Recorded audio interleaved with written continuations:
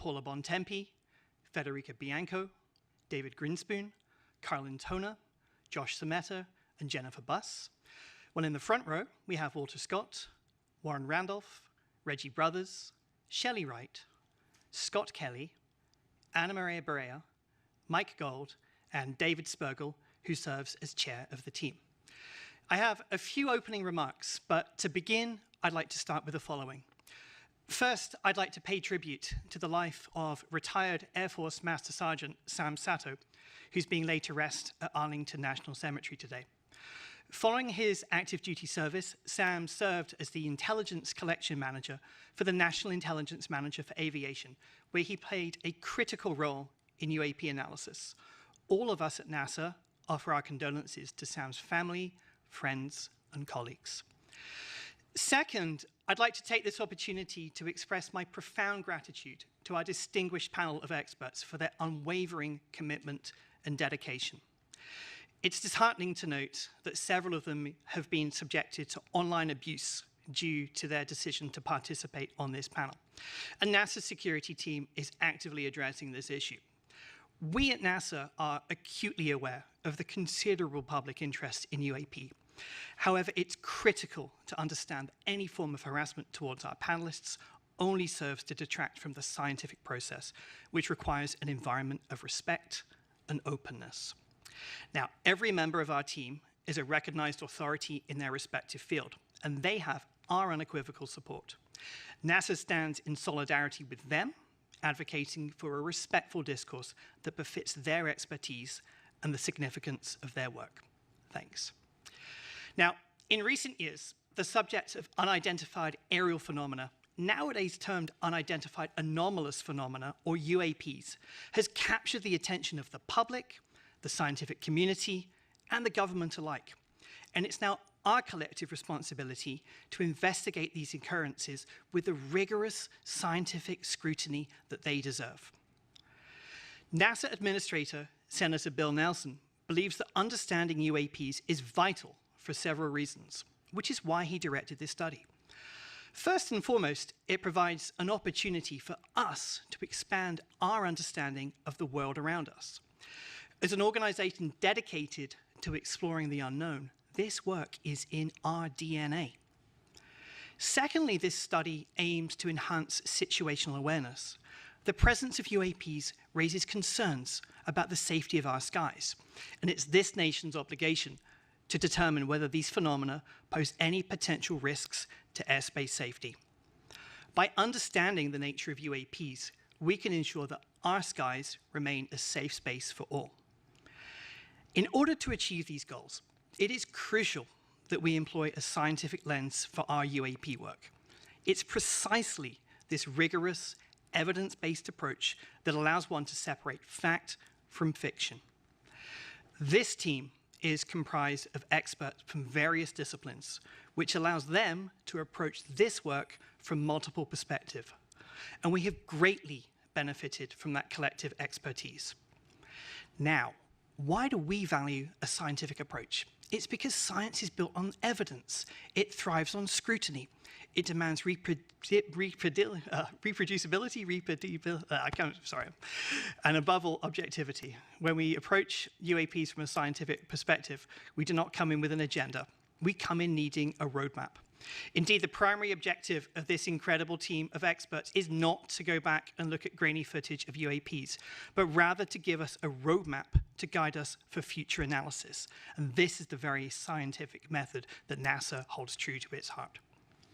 Scientific research is intended to be publicly available and transparent, and NASA prides itself on making its data and images available to the public to learn and explore on their own. By holding public meetings like this one, we aim for open and honest dialogue with the public.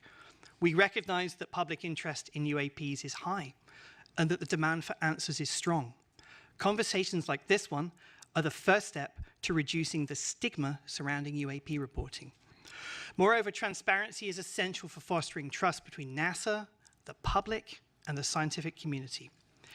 In order to do things right, we must work together, pooling our resources, our knowledge, and our expertise. And by maintaining open channels of communication, we can facilitate collaboration, encourage the exchange of ideas, and ensure that our work is as robust as possible. Not only that, but our commitment to openness is in itself a reflection of NASA's commitment to scientific integrity. As an organization dedicated to the pursuit of knowledge, it is NASA's responsibility to be honest and forthright and to follow the science. And by being transparent in our work, we uphold our dedication to scientific excellence. The meeting today represents the first deliberative actions that the team has taken. And so it's important to keep in mind that they still have several months of work ahead of them. Their final report will be released this summer, and we will publish it on our website. NASA believes that the study of unidentified anomalous phenomena represents an exciting step forward in our quest to uncover the mysteries of the world around us. By embracing a scientific lens, we ensure that our work is rigorous and reliable. And by valuing transparency and openness, we can foster trust and collaboration with the public. Simply put, this is why we do what we do. Now, before I introduce Nikki, there are a few administrative matters to attend to. Firstly, the Unidentified Anomalous Phenomena Independent Study Team has been established in accordance with the Federal Advisory Committee Act, known as FACO. Its parent committee is the Earth Science Advisory Committees. As such, this group does not report to the government. It reports to the Earth Science Advisory Committee, who will debate the recommendations and formally transmit this team's report to the government. Next, our deliberative committee meetings, such as this one, are open to the public. And also, after this panel was convened, the National Defense Authorization Act, known as the NDAA, changed the A in UAP to be anomalous. Accordingly, this panel's remit was expanded to encompass not just aerial UAP. However, the majority of UAP sightings to date have been in the aerial domain. So it's fair to say that this panel's focus is on the aerial aspect of anomalous.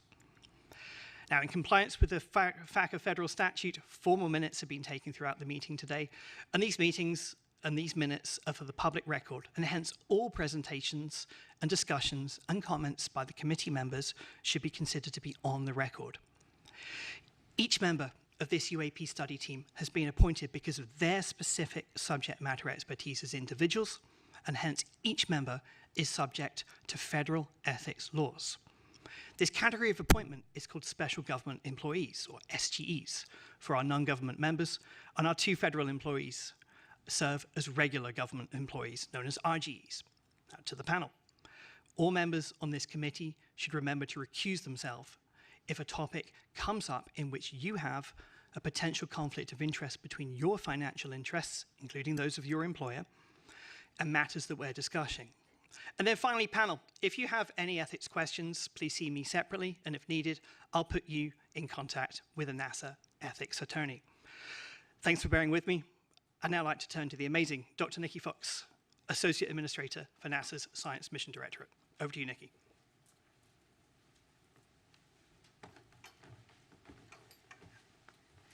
Thank you, Dan, and thank you to all the members of NASA's UAP Independent Study Team. Your selfless dedication to the pursuit of knowledge is just so commendable. And I want to thank you, the audience, for tuning in today to watch our first deliberative meeting of NASA's Independent Study Team on evaluating and categorizing unidentified anomalous phenomena. Before I begin, though, I really do want to double down on Dan's words, that it is really disheartening to hear of the harassment that our panelists have faced online, all because they're studying this topic. NASA stands behind our panelists, and we do not tolerate abuse. Harassment only leads to further stigmatization of the UAP field, significantly hindering the scientific progress and discouraging others to study this important subject matter. Your harassment also obstructs the public's right to knowledge. Our panelists are leading experts in the scientific, aeronautics, and data analytics communities. We are very lucky to have them on board to share their invaluable insights to inform NASA on what possible data could be collected in the future and how it can be collected to help us better understand the nature of UAP. The UAP independent study was commissioned to create a roadmap on how to use the tools of science to evaluate and categorize the nature of UAPs going forward. This roadmap, of course, will help the federal government obtain usable data to explain the nature of future UAPs. Transparency, openness, and scientific integrity are pinnacle to NASA's mission. They're at the forefront of this public meeting and have been throughout the team's 7 months on this study. As Dan noted, this is a working meeting, and so the public will have the incredible opportunity to witness the process of science in action. At NASA, we lead the world in exploration and are committed to rigorous scientific inquiry. The nature of science is to better understand the unknown, and to do that, our scientists need data. Right now, there is a very limited number of high-quality observations and data curation of UAP. The existing data available from eyewitness reports are often muddled and cannot provide conclusive evidence that supports UAP recognition and analysis.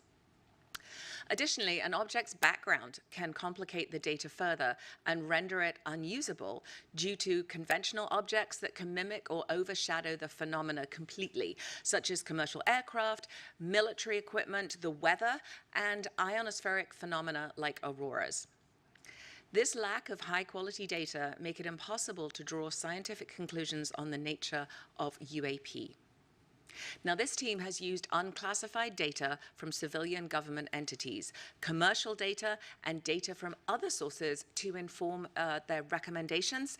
And as Dan noted, they will be published in a public report that comes out this summer. I want to emphasize that there is really great benefit to studying unclassified data rather than classified data for this study. First, unidentified anomalous phenomena sightings themselves are not classified. It's often the sensor platform that is classified. And you can kind of think of it, if a fighter jet took a picture of the Statue of Liberty, then that image would be classified, not because of the subject in the picture, but because of the sensors on the plane. Second, unclassified data make it possible for our team to communicate openly to advance our understanding of UAP, not only with each other, but across the scientific community and to the public.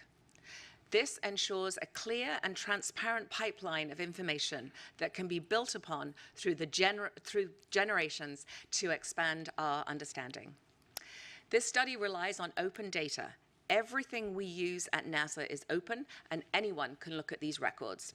So I invite you to visit our open data portal at data.nasa.gov to comb through our tens of thousands of data sets that are free and fully accessible to the public. Additionally, please check out data.gov/open/data for a great overview of where you can find the archives for our science and mission data sites. I am very, very much looking forward to hearing the deliberations put forth today from our distinguished panel of experts. Thank you so much for being here. Thank you, Dr. Fox. Before you go, I just want to open up to questions. Let me start with a question on this on the NASA data. I think one of the important things that we'll be looking at with other data sets and events is the data is not very well calibrated. Can you say just a little bit about how NASA goes through calibrating some of its Earth science data? Oh, yes. I mean, we very, very rigorous Earth science. I mean, all of our data sets, not just Earth science, go through extremely rigorous calibration. We don't release anything until it's really perfect. I mean, we have quick look data that is marked as quick look data. So, you know, you can use it to get preliminary findings, but wait for the really nicely cleaned up data. So a lot of rigorous protocol in putting out our data to make sure it is perfect. Do we have any other questions from the panel? All right. Thank you so much. Okay, over to you.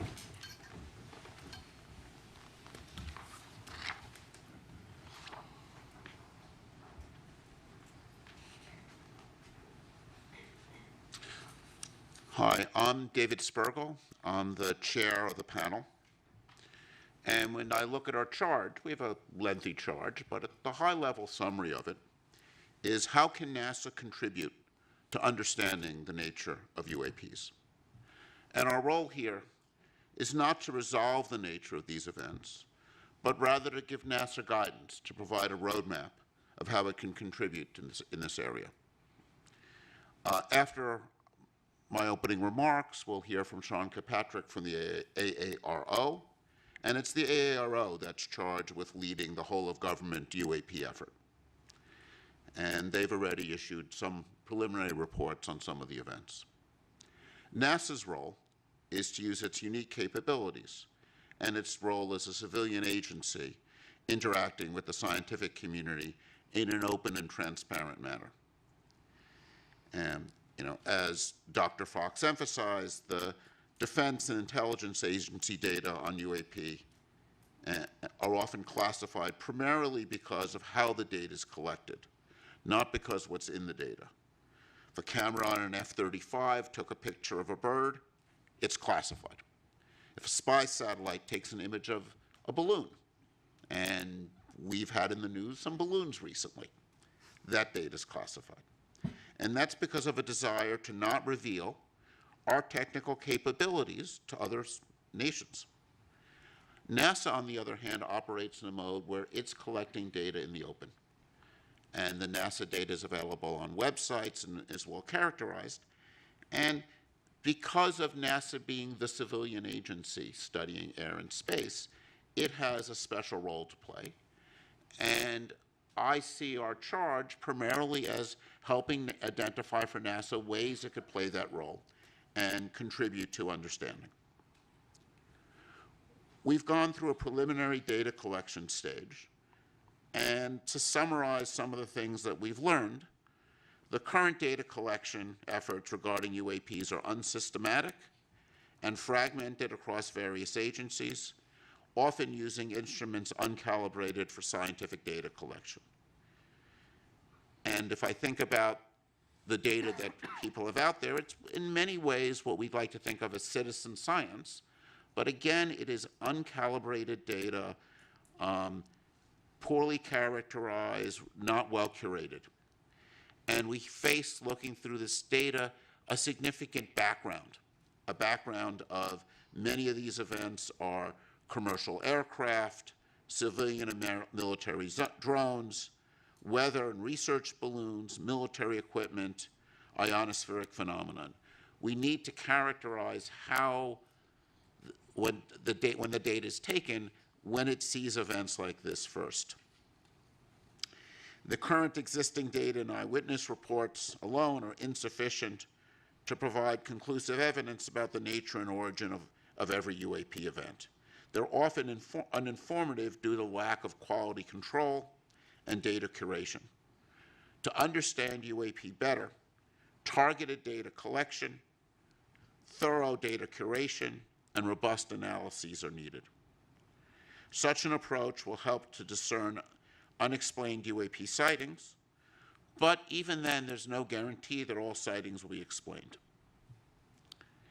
Another challenge in this area is what we call stigma. There's a real stigma among people reporting events.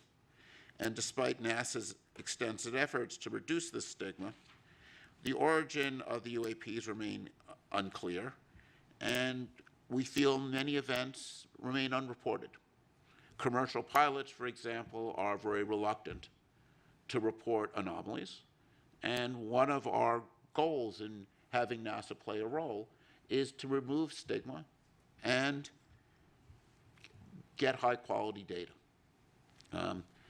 In fact, if I were to summarize in one line what I feel we've learned, it's we need high-quality data. And this is not as a research scientist whose work has been primarily focused in cosmology, I would say the lesson of my career has been you want to address important questions, you need high-quality data with well-calibrated instruments. So let me now introduce the agenda. We're going to hear from a number of experts who will be presenting up to lunch. We'll then break at 12 for lunch, from 12 to 12:30. At 12:30, we'll resume, and we'll have presentations by members of the panel on some preliminary ideas for discussion. And that will be a period of time for some open discussion by the panel. We will then have a Q&A session based on questions that have been sent in advance to the website, and we've curated those questions and grouped them together, and we'll be going through a lot of those questions, and then we'll summarize. And then over the subsequent couple months, we'll work on putting together the report, and as Dan said, we're aiming to make a public report available, we hope, by the end of July. So now let me turn this over to Sean Kilpatrick. Hang on. We'll do a couple Q&As. Oh, we'll have some Q&As from me? Yeah. Okay. From the panel. Any questions on the panel? Thoughts? Yes. We'll get the mic.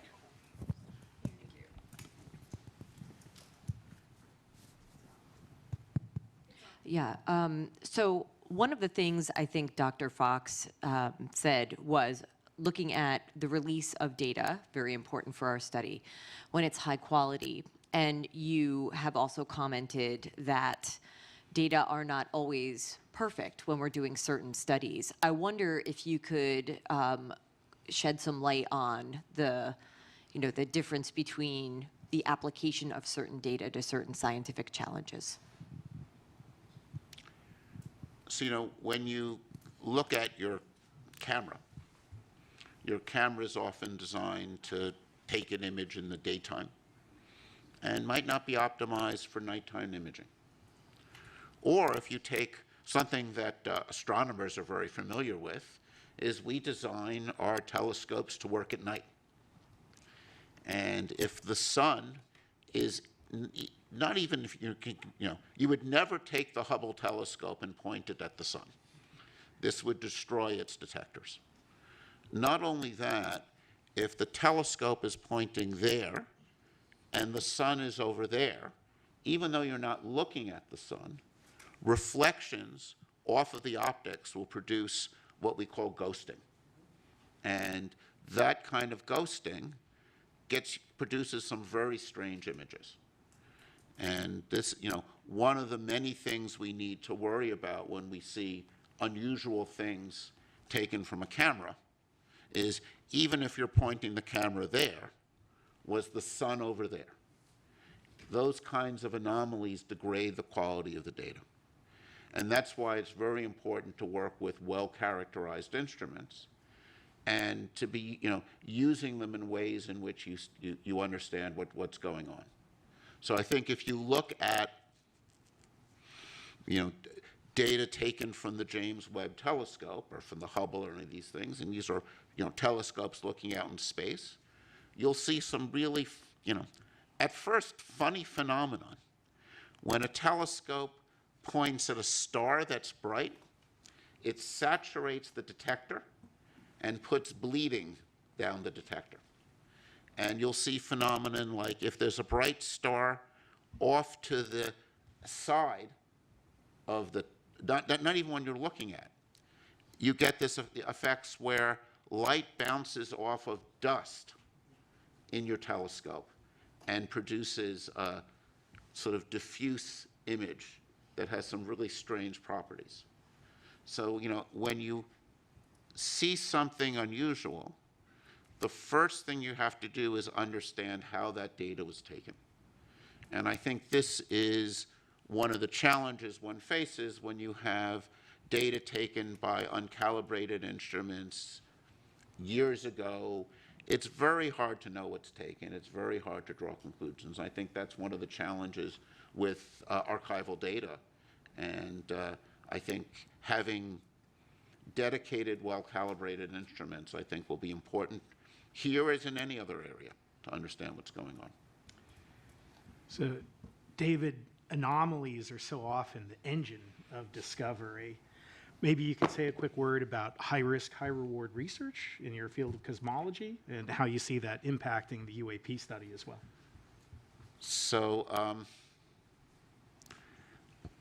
an area that comes to mind is fast radio bursts. And the Shaw Prize was just announced yesterday and were awarded to the discovery of fast radio bursts.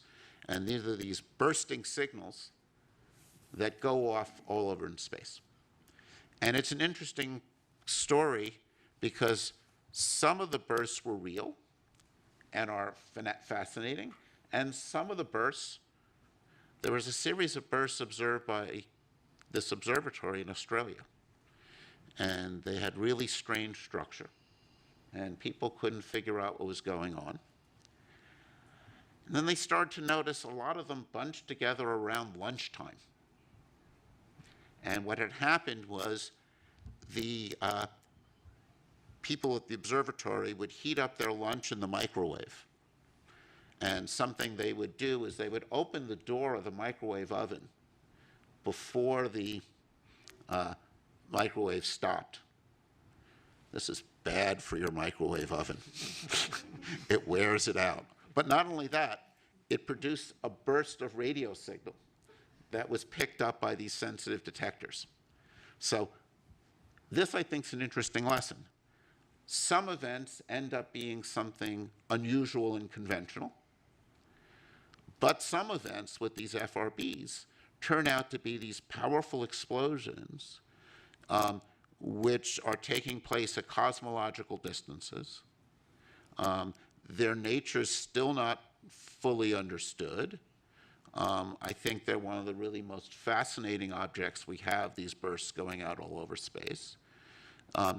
They're interesting probes because they're kind of lighting up space between here and there. And they're a subject of very active research.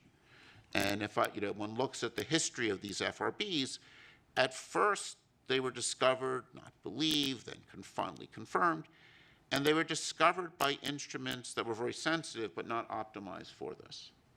And now what we're doing is we're optimizing instruments and optimizing software to look for these events. And it's often these surprises that turn out to be most interesting. And there are phenomena like sprites, which you can think of as upward going lightning, which were seen by commercial pilots and somewhat not believed, right? Because they were very strange. And it was really only when we were able to take very high-speed imaging data, data taken often from places like space station, that we were able to see that and learn about these fascinating ionospheric phenomena. So it's surprises are really interesting. I mean, I think this is one of the fascinating things about the UAP phenomenon. If it's something that's anomalous, that makes it interesting and worthy of study. Other questions? Great. So now let me turn over to Sean.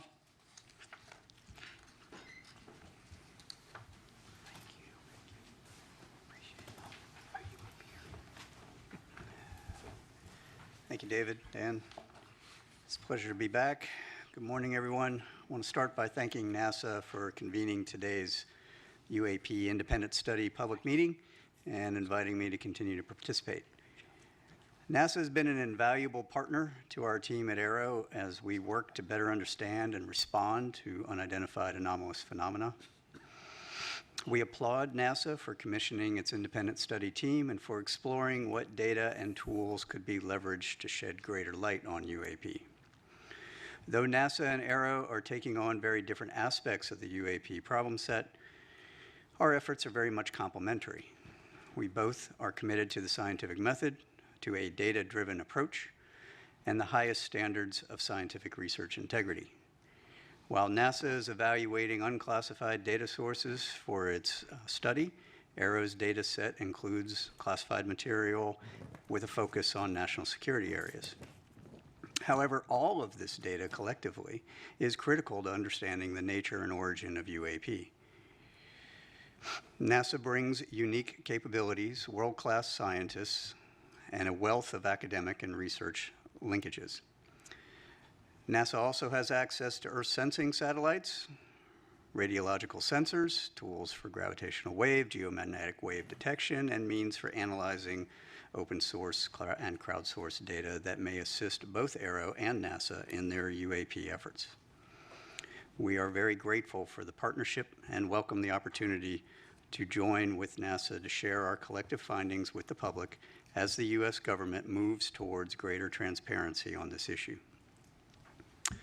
Last month, I testified before members of the Senate Armed Services Committee on emerging threats and capabilities and shared some of the progress made since AARO's establishment in July 2022. I discussed AARO's scientific and analytic approaches, its efforts to improve UAP data collection, standardize our reporting processes, leverage our partnerships, and meticulously review the U.S. government's UAP-related historical records. As I told the subcommittee then, the resolution of all UAP cases cannot be accomplished by DoD and the intelligence community alone. AARO's ultimate success will require partnerships with the interagency, industry, academia, the scientific community, and the public, which all bring their own resources, ideas, and expertise to the UAP challenge. We believe robust collaboration and peer review across a broad range of partners will promote greater objectivity and transparency in the study of UAP. Of course, NASA's UAP independent study team was convened very much in that spirit.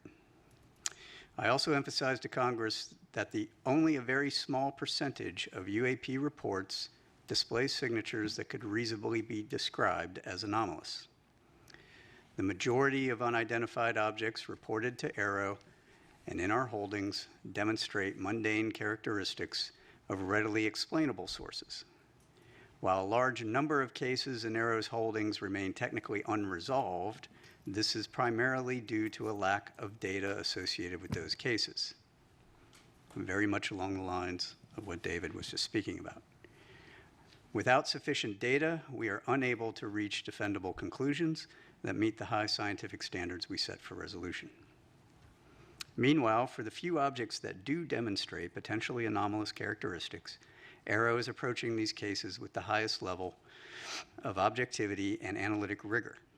This includes physical testing and employing modeling and simulation to validate our analyses and the underlying theories, and then peer reviewing those results before reaching any conclusions.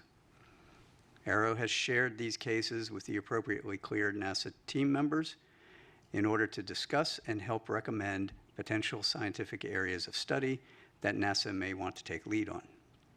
I'll underscore here, as I did before Congress, that AARO's work will take time if we are committed to doing it right. AARO is committed to the highest standards of scientific research integrity, as we know our partners at NASA are as well. Thanks again to NASA for hosting this public forum for UAP discussion and information exchange. And I'd like to turn to a brief presentation that includes some recently declassified footage and trends for discussion.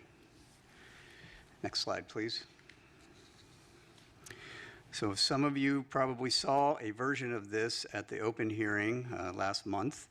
This is an overall review of all of the analytic trends of all the cases that we have to date. While the numbers may have changed a little bit, the overall trends remain the same. Most of what we are seeing reported by aircraft are at the altitudes where we fly aircraft. That should not be a surprise. You will note, however, that I have no space reports and I have no maritime reports. That is notable, even though we are looking across all of those domains. On the upper right, we have UAP morphologies. The vast majority of what has been reported and what we have data on, a little less than half now, are orbs, round spheres. And in the bottom right, you will see in the heat map of the areas where we get most of our reporting. This is very much a collection-biased map. This is where our sensors are, our military, NRIC, and some of the FAA data. In the middle, it is what we call our typical UAP characteristics for the vast majority of the cases that we see. One way of looking at that is we'll call it a target package. This is the thing we are out hunting for in most cases. Next slide, please.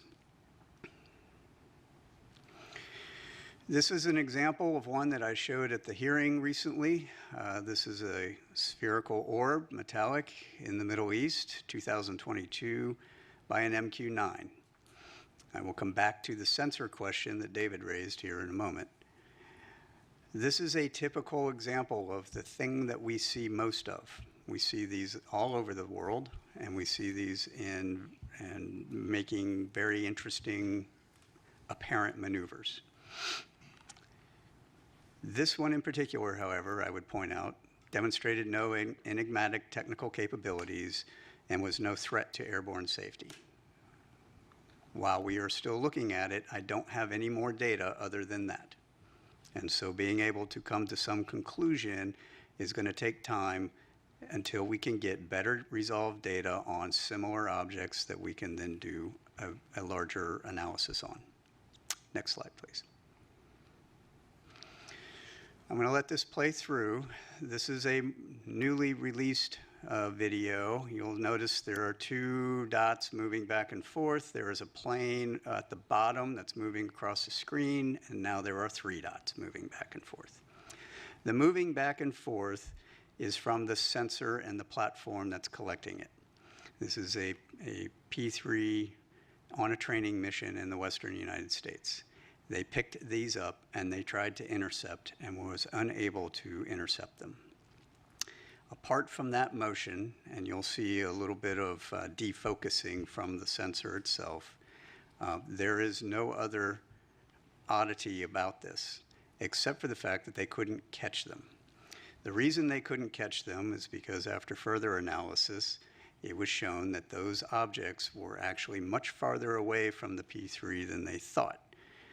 And in fact, when we went even deeper, looked at air traffic control data, we were able to match those to aircraft on a major flight corridor heading into a major airport for landing. This is the kind of thing that can spoof and or provide misperception of both very highly trained pilots as well as sensors, right? And this was reported as an odd grouping of 3 UAP. All right. That is not to say that the pilots didn't know what they were looking at, or they knew what they were looking at, but they weren't really sure. But it also is meant to say that when they're not sure, they're reporting it now. And that's what they're supposed to be doing. And then we have to go look at it. Next slide, please. That brings us to really what is AARO doing in the science and technical realm. So this is one of those areas that I'm going to expound a little bit more on than we did in the last hearings. AARO has a robust scientific plan that we are required to then provide to Congress here pretty soon. One of the first things that we're doing is looking across all the existing sensor data against that typical UAP target that I gave you up at the very first slide. That goes beyond DoD and IC sensors. That's commercial, that's civil, that's and with partnership with NASA sensors and NOAA sensors. Understanding if any of these Earth sensing satellites, any of these airborne platforms, any of these ground radars, whether it's FAA or other, can actually see these things, given what we've got so far, is going to be an important first step to understanding which sensors are going to be relevant. From there, we are augmenting with dedicated sensors that we've purpose-built, designed to detect, track, and characterize those particular objects. We will be then putting those out in very select areas for surveillance purposes.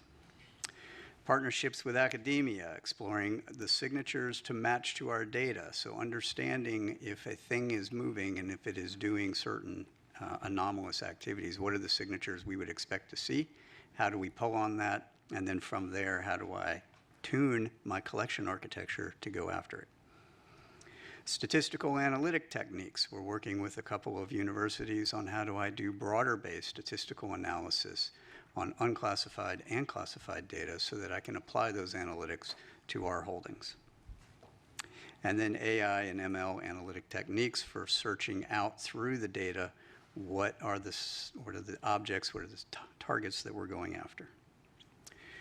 We have partnerships with both DoD and DOE labs to explore our current state-of-the-art fundamental physics of UAP observations, both current and historical. In other words, if I have objects, those few that are doing some things that are anomalous, What is our current understanding of maneuverability, speed, signature management, propulsion? What are those underlying signatures that we would expect to see, and how do I then pull on that? Our interagency and allied partnerships for calibration of our capabilities. This is exactly what David was pointing at. A vast majority of what we have reported to us are DoD sensors. DoD sensors are not scientific sensors. They are not intelligence community sensors.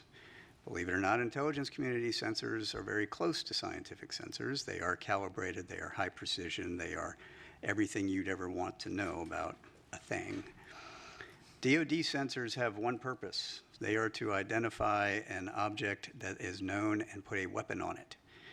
That is what they're for, right, predominantly. So understanding how do you calibrate those against these known objects? How do I fly an F-35 against a weather balloon at different speeds and different altitudes and different sun conditions and different lighting conditions and heating conditions? Those are all important measurements that need to be done, and we are in process of doing that right now. That table on the right is a very simplified version of our entire test matrix, which you would not be able to fit on 3 of these slides against all of our sensors across all of those phenomenologies. That will be useful in order to then train our operators, pilots, and sensors against the known objects. And then finally, our pattern of life analysis. This is essentially baselining what is normal. I have all these hotspot areas, but we only have hotspot areas because that's when the reports come in from the operators that are operating at that time. They don't operate all the time. So to have a 24/7 collection monitoring campaign in some of these areas for 3 months at a time is going to be necessary in order to measure out what is normal.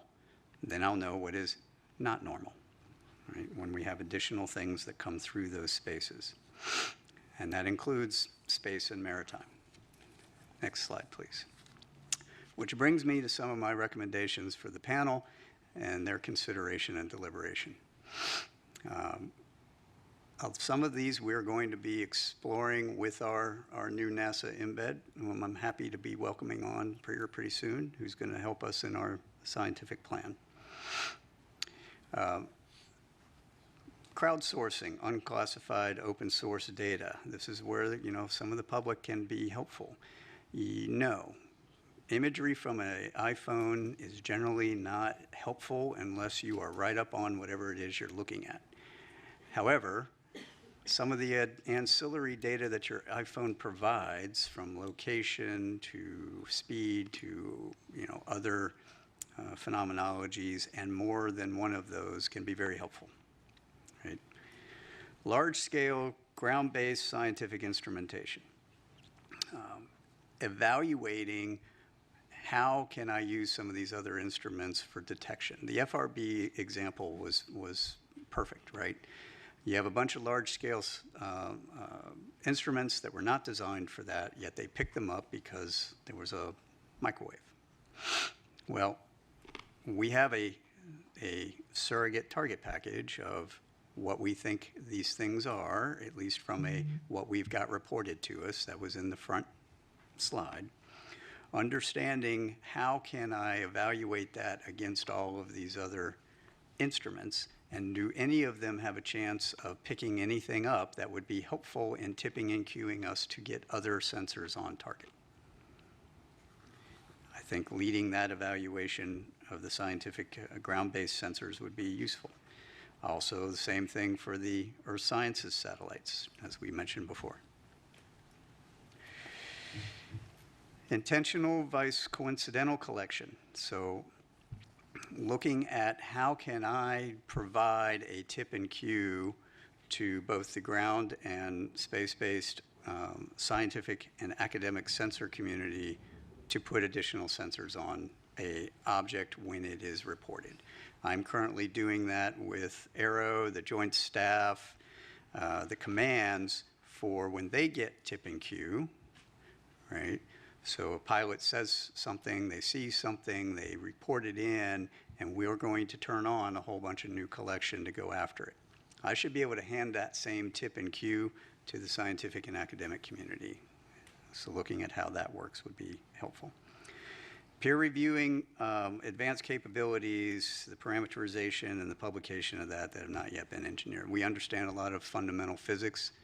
It is the scientific community's responsibility to explore and document those fundamentals in peer-reviewed scientific journals to match to data so that we can weed out all kinds of different hypotheses, right? That's how science works. We need to make sure that we are doing that. I think leading that conversation would be very helpful from NASA's perspective. Archived scientific data. So we have a whole bunch of calibrated, large-scale scientific data from all these different instrumentations around the world. Taking a look at how can you apply maybe some AI, ML tools to search through that data for anomalous signatures that may correlate to things that we've got reporting on. That would be an interesting study.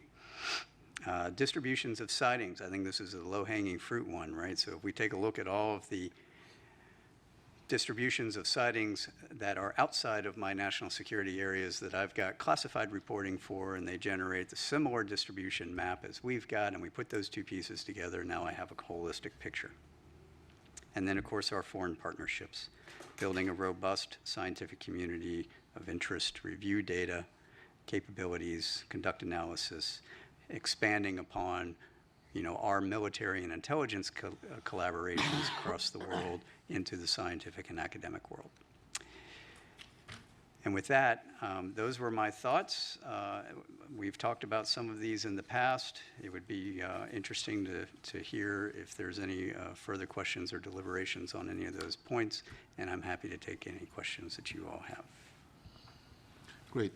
Thank you, Dr. Kirkpatrick. And I also want to take this opportunity to thank you and the AARO for your openness in providing this committee with insight and information about what you've learned so far, how we could work together.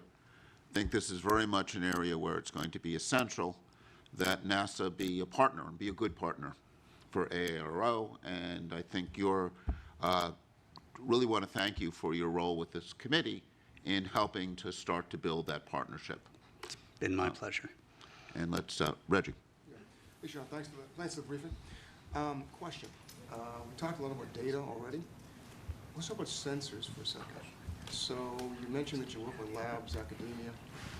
Do you see a need to go beyond what you mentioned earlier?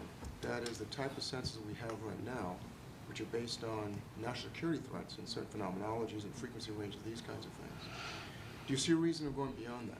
Yep, And if absolutely. So, what are some of the challenges you see there, materials or what have you?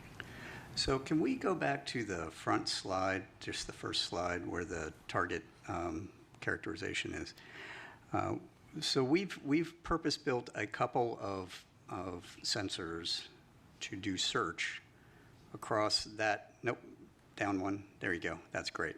To go down some of those characteristics to see if we can find them correlated to pilot reporting. Right. Some of those are, initially this is going to be, I'm going to say this is a bootstrap method, right? We're doing a broad spectrum search across very few indicators that we can point to that will enable us to get a little bit more data, refine that, narrow those sensors and go from there. So we aren't just relying on the DoD and IC sensors that exist today because frankly they don't point to where we want them to point, right? I mean, I'll be frank with everyone. We can point the largest collection apparatus in the entire globe at any point we want. You just have to tell me where I want to point it. The second piece of that is a lot of what we have is around the continental United States. Most people, including the government, don't like it when I point our entire collection apparatus to your backyard, right? It's not allowed. We have some laws about that, and we've got to figure out how to do this only in the areas that I can get high confidence there's going to be something there. and high confidence I'm not going to break any laws doing it. Right? So there's a trade there. So some of these ground-based point detectors are going to be necessary for that, to point up, to point out, to search. Coupled with, we're evaluating a number of sensor opportunities across different organizations, academia, industry, whatnot, that already exist or are being built for similar purposes, or maybe other purposes that I might be able to recalibrate for this and see if those will have a chance of seeing that target, right? So that's where the modeling and sim comes in. Can I take that target, put it into your sensor, and have a chance of seeing it? If I can, then I might want to use that. Right. Oh, wait. Who's next? Are you? Nadia. Go. Thanks, Sean. I have the questions you probably don't want, which are about numbers, unless I missed them during your presentation. You had said that only a very small percentage of your cases display signatures that could be anomalous, and then followed that up with the few objects that do demonstrate potentially anomalous characteristics. What numbers are we talking about? How big is your database? How many years was it collected over? And were those observations made? And then by few, what do you mean? Right. No, that's a great question. So this chart, as I mentioned, we've updated with our current data holdings. At the time of my open hearing, we were at 650 cases-ish. We are now over 800. We are putting together our annual report, which will be due August 1 to the Hill. And in it, and there will be an unclassified version, as there always has been, we will have those updated numbers at that time. We roughly get, I mean, you can do the math, you know, it depends anywhere from 50 to 100-ish new reports a month. Now, the reason we had such a big jump recently is because I got FAA's data integrated in finally, and so we ended up with like 100 and some odd new cases. So there's reason why it's going to fluctuate. The numbers that I would say, so we're gonna try to do a little more fidelity on some of the analytics when we report out.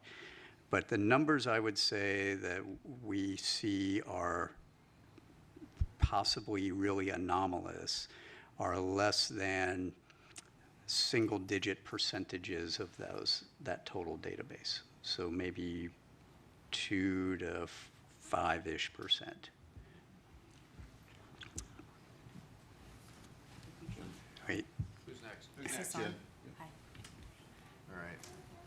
I'll stand up because I'm I'm gonna on get the to other end of the room. Thanks, Sean, for your presentation and for some of the video footage that we saw. While we're all good scientists on this panel, I think that I look at it with an untrained eye of looking at that video.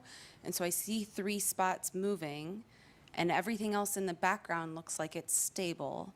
Can you talk a little bit more about either the sensor platform or what we're seeing that's stable in the background? Because they've been identified as airplanes, and there's clear description of from other data sources that came in to help clarify that. But when I look at this, what are all of the white spots in the background that we're seeing that are stable? So those are that's a star background. Pretty sure that's a star background. Now, so you're looking at those planes were roughly 30 to 40-ish miles away, if I remember correctly. And when you see that smaller plane that comes in at the bottom, that one was much, much closer. It was like maybe 6 to 10 miles away, right? And so the jitter in the sensor is what you're looking at.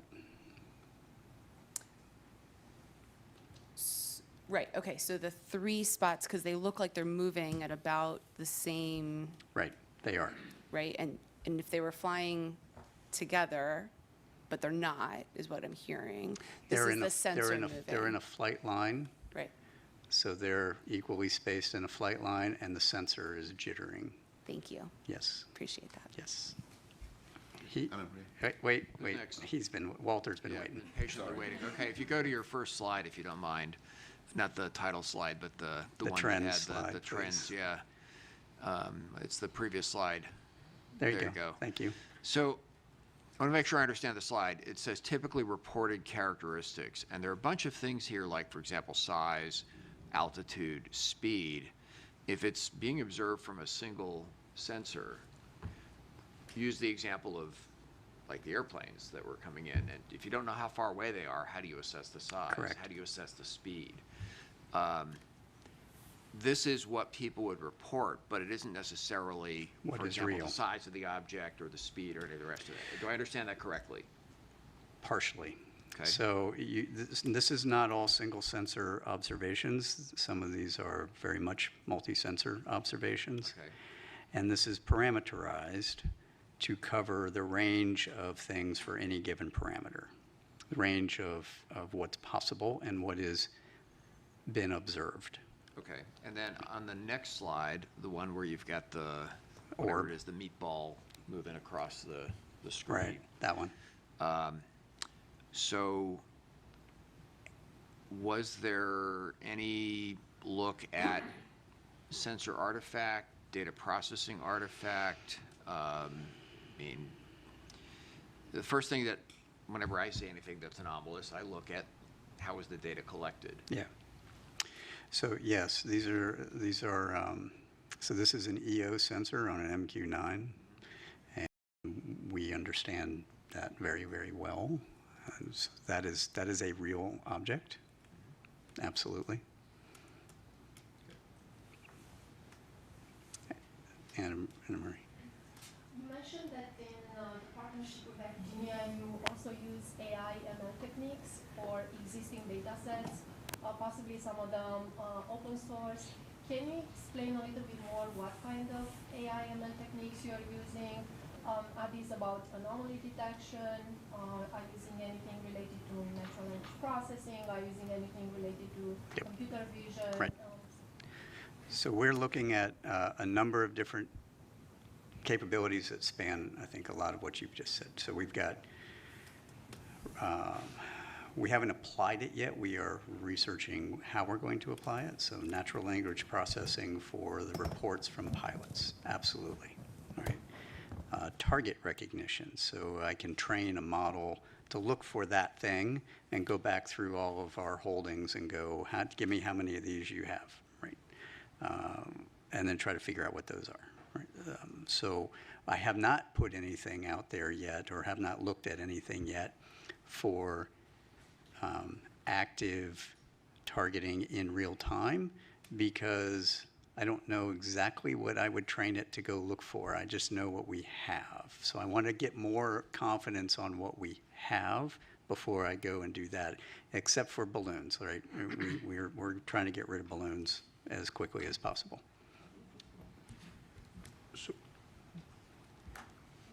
So, Sean, I just wanted to begin by thanking you for your service to this nation, this committee. You don't exactly have the easiest job in Washington. So No, I do not. appreciate it. I'm glad you recognize that. Yes, we certainly do. I also want to commend you noting the international partnerships. Spain just signed the Artemis Accords yesterday, increasing the membership to 25. I think that's a global partnership that you could leverage. Only 170 more countries to go, NASA, before we have everyone signed up. I just have two questions. One, relative to what Nadia was asking you about the number of anomalous phenomena.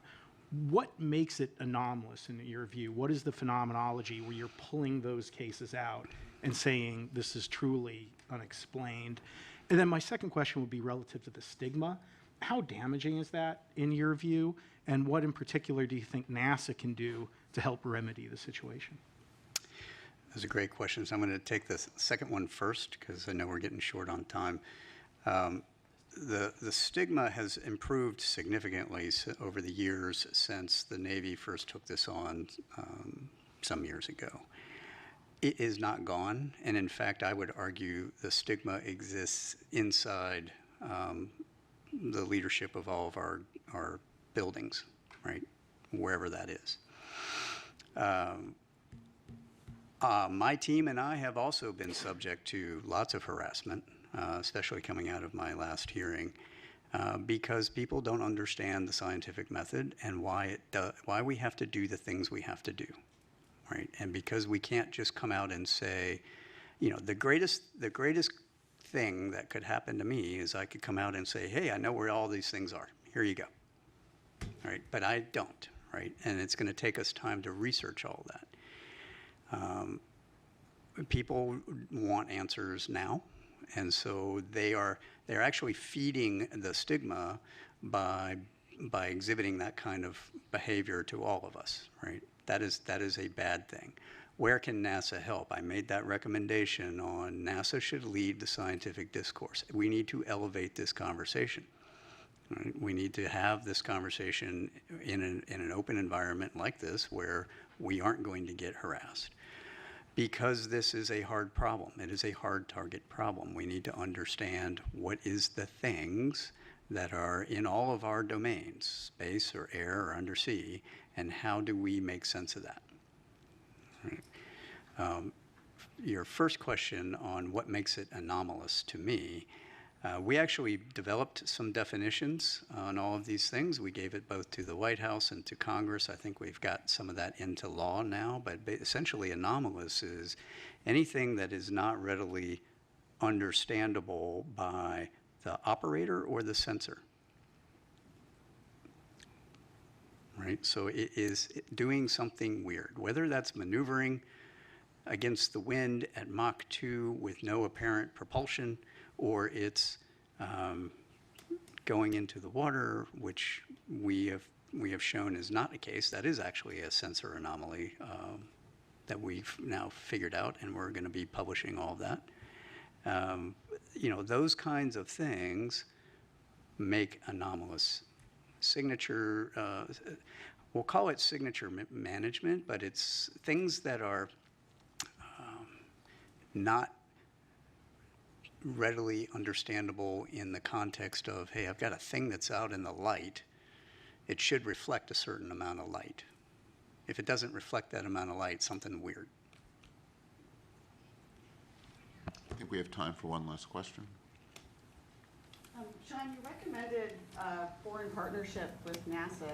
I'm curious, especially given your map, have you, as AARO, partnered with international agencies, and is there ways for reporting to your?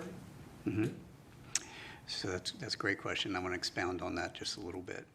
So I have just held our first Five Eyes forum on this subject last week, I think it was, or earlier this week. I don't know. Dan was there, and we have, we've entered into discussions with our partners on data sharing. How do they do reporting? What kind of analysis can they help us with? What kind of calibration can they help us with? What can we help them with? And we're establishing all of that right now. And they're going to end up, sending their information and data to us to feed into the process that we've laid out for how we're going to do all of this.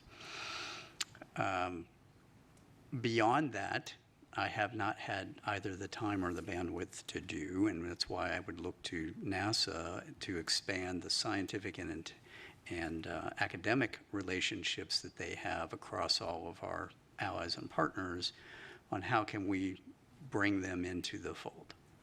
That's where I think there's a lot of benefit to NASA taking lead on that. Great. Thank you. But one just clarifications for people who don't know, what are the Five Eyes? Oh, I'm sorry.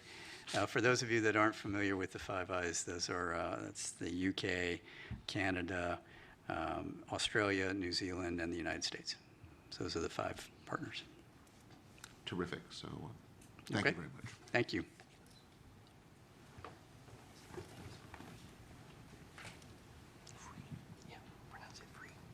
So our next presentation is from Mike Free from the FAA, talking about the FAA's role and what's learned.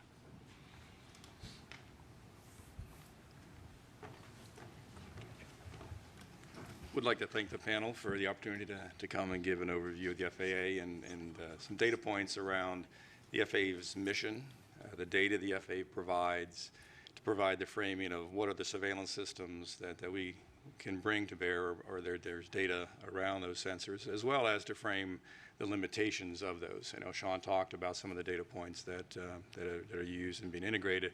So hopefully this will give you an overview of the FAA's mission, as well as those data points. Next slide, please. So the FAA's mission is quite large and complex. By a factor of 2, we operate more commercial aircraft than any other country.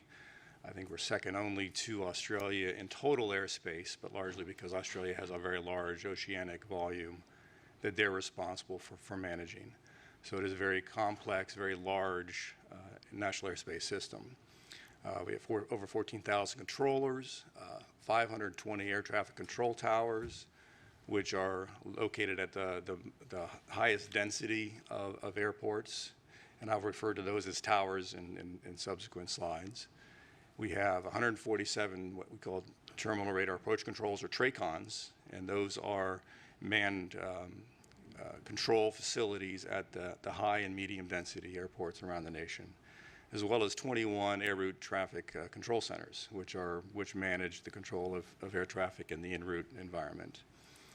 There's over 19,000 airports, over 5,000 of those are associated public airports, with the remaining 14,000 plus private airports.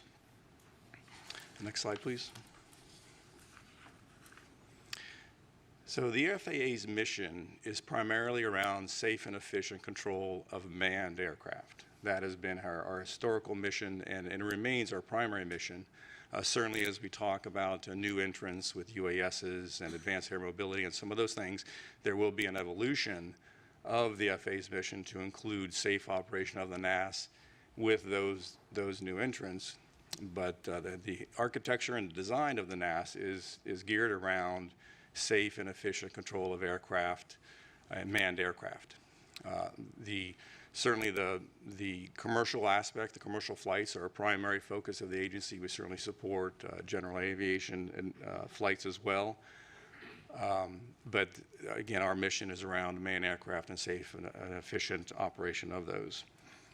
By the numbers, over 16 million flights yearly, 5,400 flights at peak at the peak time of any given day. 45,000 daily flights, 25 million GA flight hours per year. Very large, very complex operation that we're responsible for managing. We certainly provide a significant contribution for that service to the nation in the form of product toward a GDP. Next slide.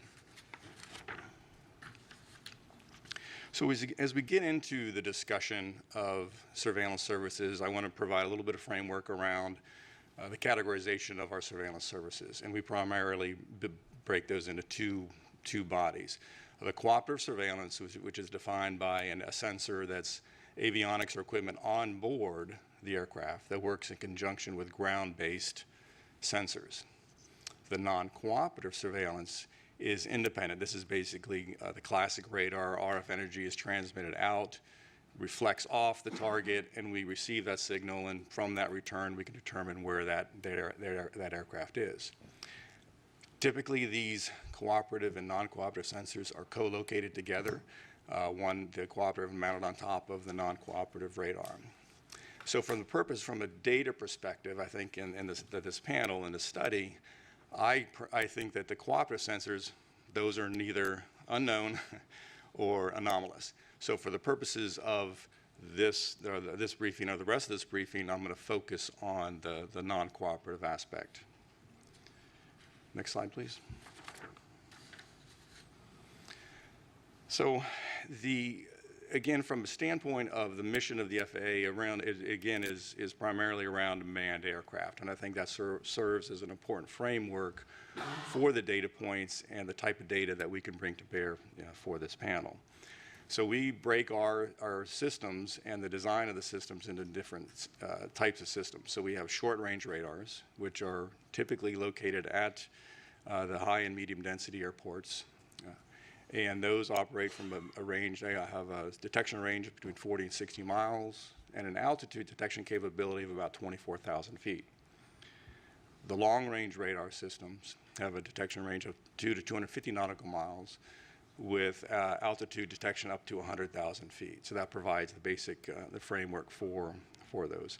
I will mention the Automatic Dependent Surveillance Broadcast, or ADS-B, only from a context that does serve as a primary data source and a preferred data source for the management of the airspace system, but it is a cooperative system, and for the purposes of the next slides as I get into the discussion of the coverage and the type of detection for those non-cooperative targets, it is not considered as part of those.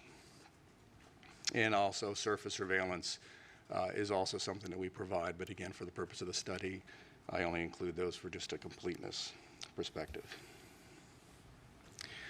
The one final point, as I talk about manned aircraft and primary mission for the drones and balloons and things of that nature, their basic premise is to operate in a not to interfere basis, that they are not to interfere with manned operations, and that's a fundamental aspect as we talk to the data and what we can and can't detect with respect to those non-manned systems. Next slide, please. Realizing this is an eye chart, I would wanted to provide just a graphical or pictorial depiction of where our sensors are located. The green, blue, and pink balloons, if you will, represent our short-range radars. Those are located at airports. Those are where those are sighted. The two reddish balloons, they have letters in them, a 4 and a C. Those represent our long-range radars, the ARSR-4s and CARSR systems that are used in the context of both from an air traffic control perspective as well as for a national defense and homeland security mission. And the perimeter, the ARSR-4s are located around the perimeter of the country, equally spaced, and the CARSR systems are located on the interior of the U.S. I will point out that this only depicts the CONUS. There are systems, ATC, both short-range and long-range systems, Hawaii, Alaska, and Caribbean. Those are not depicted here. I didn't think they were necessary for the purpose of understanding the surveillance. And I will also point out that both for this slide and the subsequent coverage slide, I do not talk to any classified DoD or DHA systems that are in operation. Okay, next slide, please.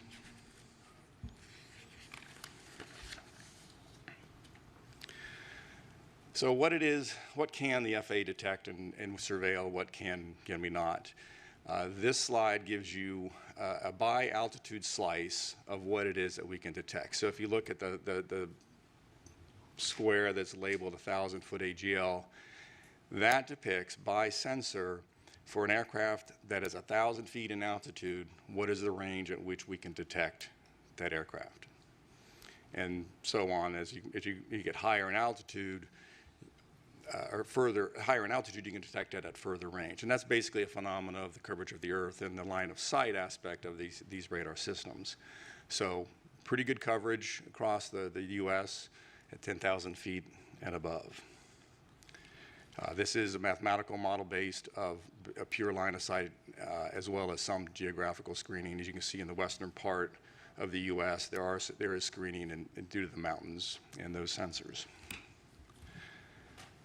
Need to take a little bit of time and talk about the nature of the targets. These line of sight models represent an input of a target that is 1 square meter. So think of a sphere of 1 meter in diameter.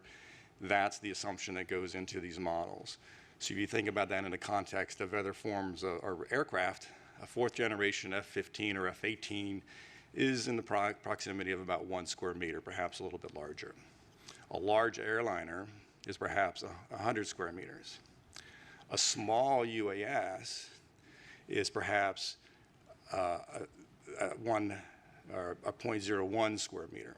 So the range of these detections or the size and the ability to detect these targets from an F-15 large airliner 100 times larger in size, a drone 100 times smaller in size.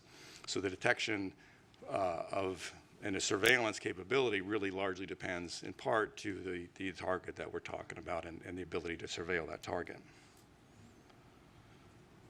All right, next slide. So I do include this ADS-B coverage slide just to give a context of, from a cooperative perspective, there is very good coverage across the U.S. to 1,500 feet above ground level.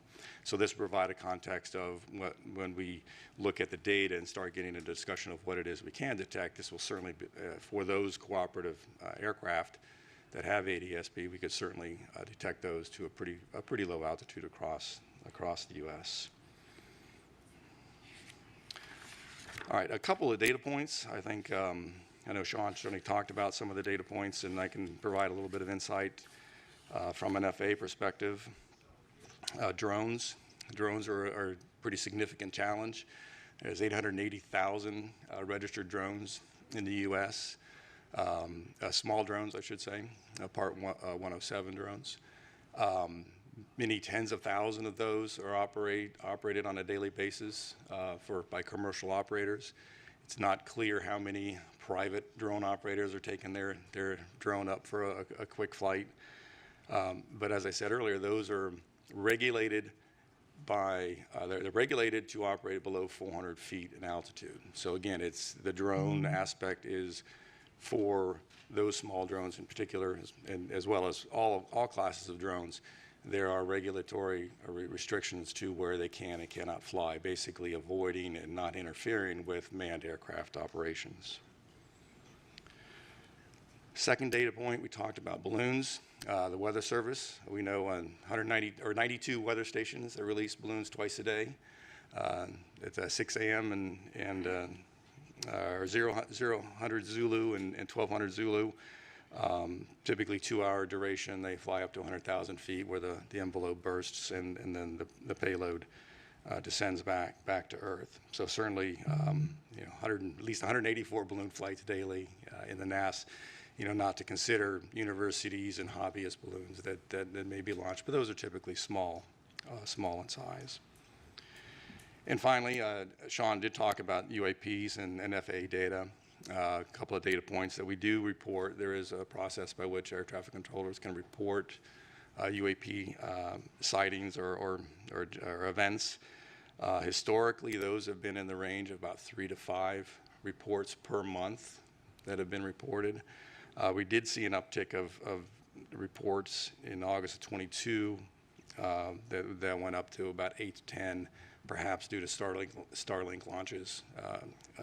And finally, with the Chinese weather or the Chinese balloon incident in February, we did see a significant uptick, and there's like 68 UAP reports that started in February, and we've seen a large number, subsequent to that.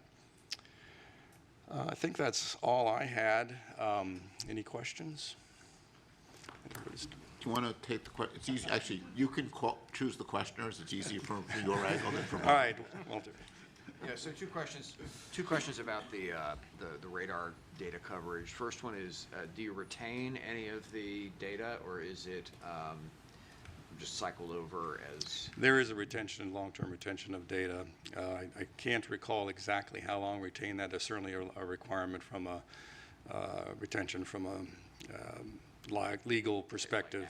Yeah, exactly.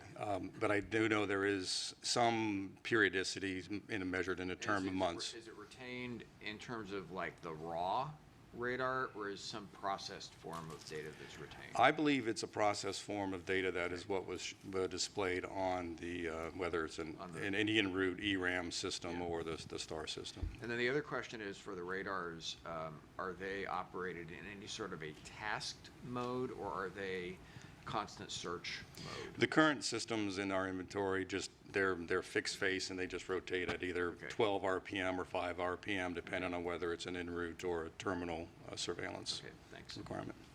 All right, next question. Yes. Mike, forgive me if you mentioned this earlier. You said I think you said 3 to 5 reports per month. per month. Out of how many? That is 3 to 5 reports per month for all of the controllers in all of the U.S. So there's a process by which if they see something and they want to report that, they can go to report that to the den, we call it, but report, hey, I saw something, I don't know what it was.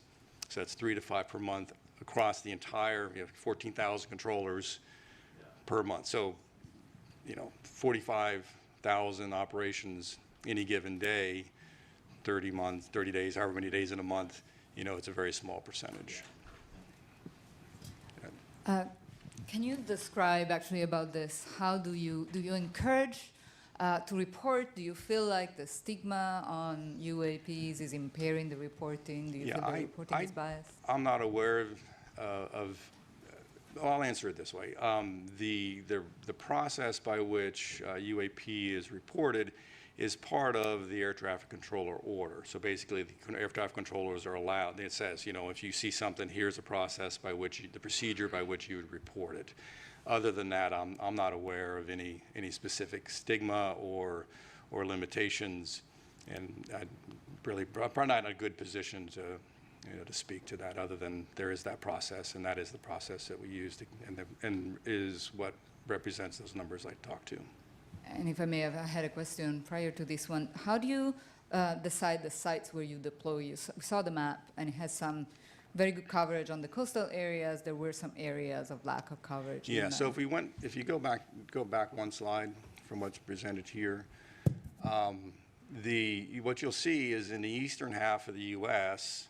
there's a lot better coverage, but that's because there's a lot more population in the east, and therefore a lot more airports. And these systems are historically sited at the airports in support of those airport operations.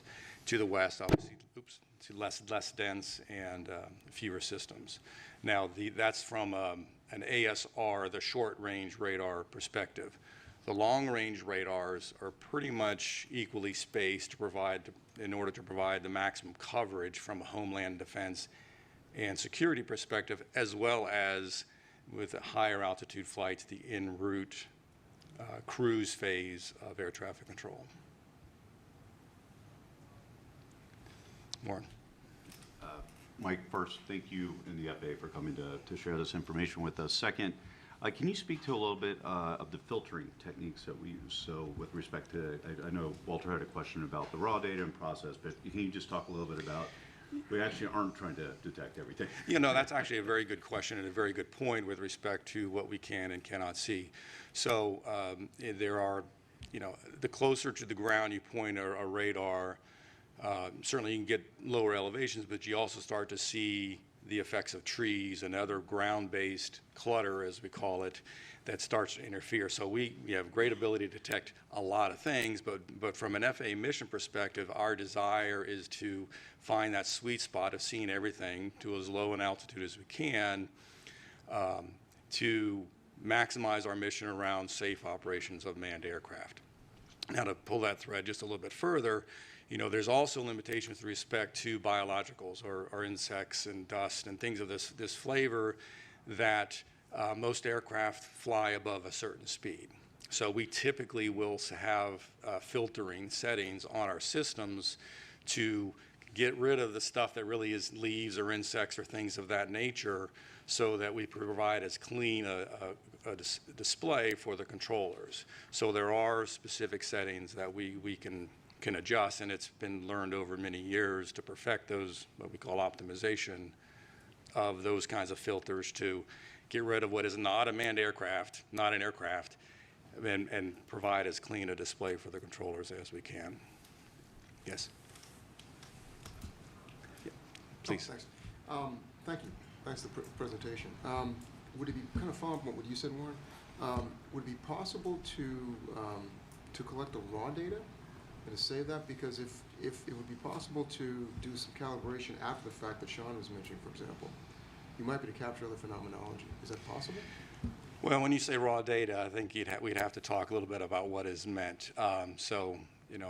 From a technical perspective, pure, what we would call INQ data is huge, gigabyte, very, very, very large volumes of data. that would probably be cost prohibitive, and we certainly don't do that today. There are, again, we do record data, but it is effectively the data that has been through some form of these processings and these filterings. We do that today, but it certainly, with enough time and money, we could certainly collect that data, and I think it would be we'd have to look at the challenge of how we would go about modifying the systems or introducing new ways to collect that raw data as you described. Certainly it's feasible, it's possible, but it's not without technical challenge. One quick question on the Yes. 184 balloon flights daily. Are those characterized, or you just know they do that and then they just end up where they are? So under the balloon, I'll call it Part 101, the regulations for balloons, there's very specific requirements. So for National Weather Service, before they release those, they'll contact the local air traffic facility. They're going to say, here's what time I'm going to release it. And when they release it, they have tracking, and they provide that tracking to the air traffic control facility throughout the flight of that particular balloon. There are commercial balloons that are also launched, but those for the most part, as I understand it, they actually transmit their GPS position in support of where they're flying, so as to ensure they're not interfering with air traffic, and to ensure the air traffic controllers are aware of where those balloons are operating. Yes, ma'am. So we've talked about reporting the 3 to 5 per month from air traffic control, but what about from the non-cooperative surveillance? Has there been anomalies from the sensors themselves? And if so, what is the process for that? I'd say the FAA mission is not around anomalies with the non-cooperative sensors themselves. So as we build an air traffic control picture, we have both the non-cooperative systems, which detects the target. We have a cooperative system that also detects a target, and we will tend to merge those targets together. And so on a controller's display, they'll know, is this a non-cooperative only or a merged or combined target, so that they know, basically an increased level of confidence that on what it is they're seeing is in fact a real aircraft. So we don't make any real distinction between a non-cooperative and a cooperative, other than how they get combined and put on a controller's display. So I don't know if that answered your. Unregistered flight? So like a GA flight that is flying visual flight rules, those will just be picked up by if they're not equipped with a cooperative avionics, those would just be picked up by the non-cooperative system if they happen to surveil where that aircraft is flying.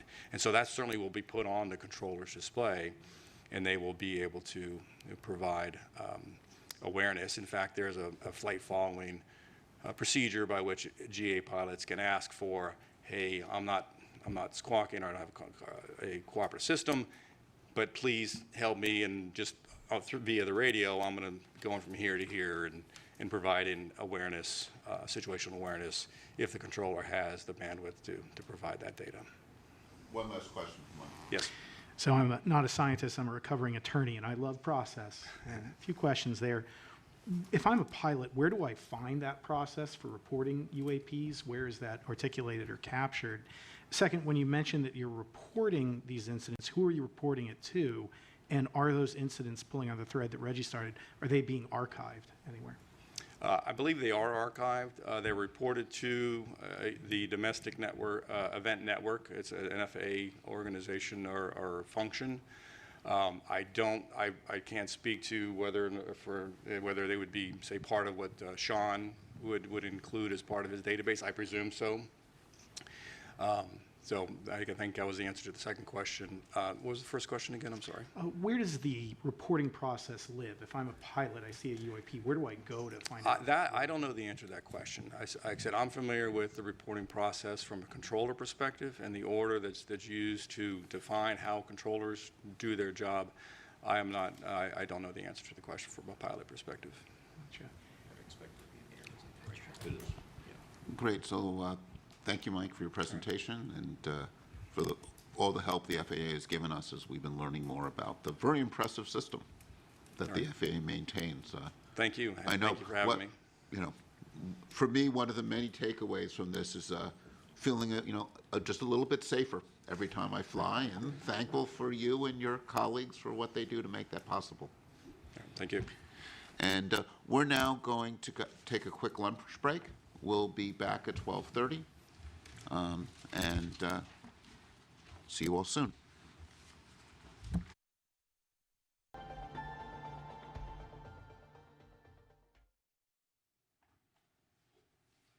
Welcome back. So the next part of our session is going to consist of a series of short presentations by members of the panel on their thoughts on different aspects of our charge. And the format is we're going to have them come up to the podium and speak. And I'm going to ask each of the speakers then to take questions. It's actually the angle with this setup is you can see the people better from the podium than I can, where it's hard to see people behind you. I'm going to try to manage the time. So as those questions come to an end, I'll cut you off and bring up the next speaker. And we'll move through the 6 topics, and then we'll have some time at the end for some general discussion. The first speaker will be Dr. Nadia Drake, talking about framing the issue of UAP.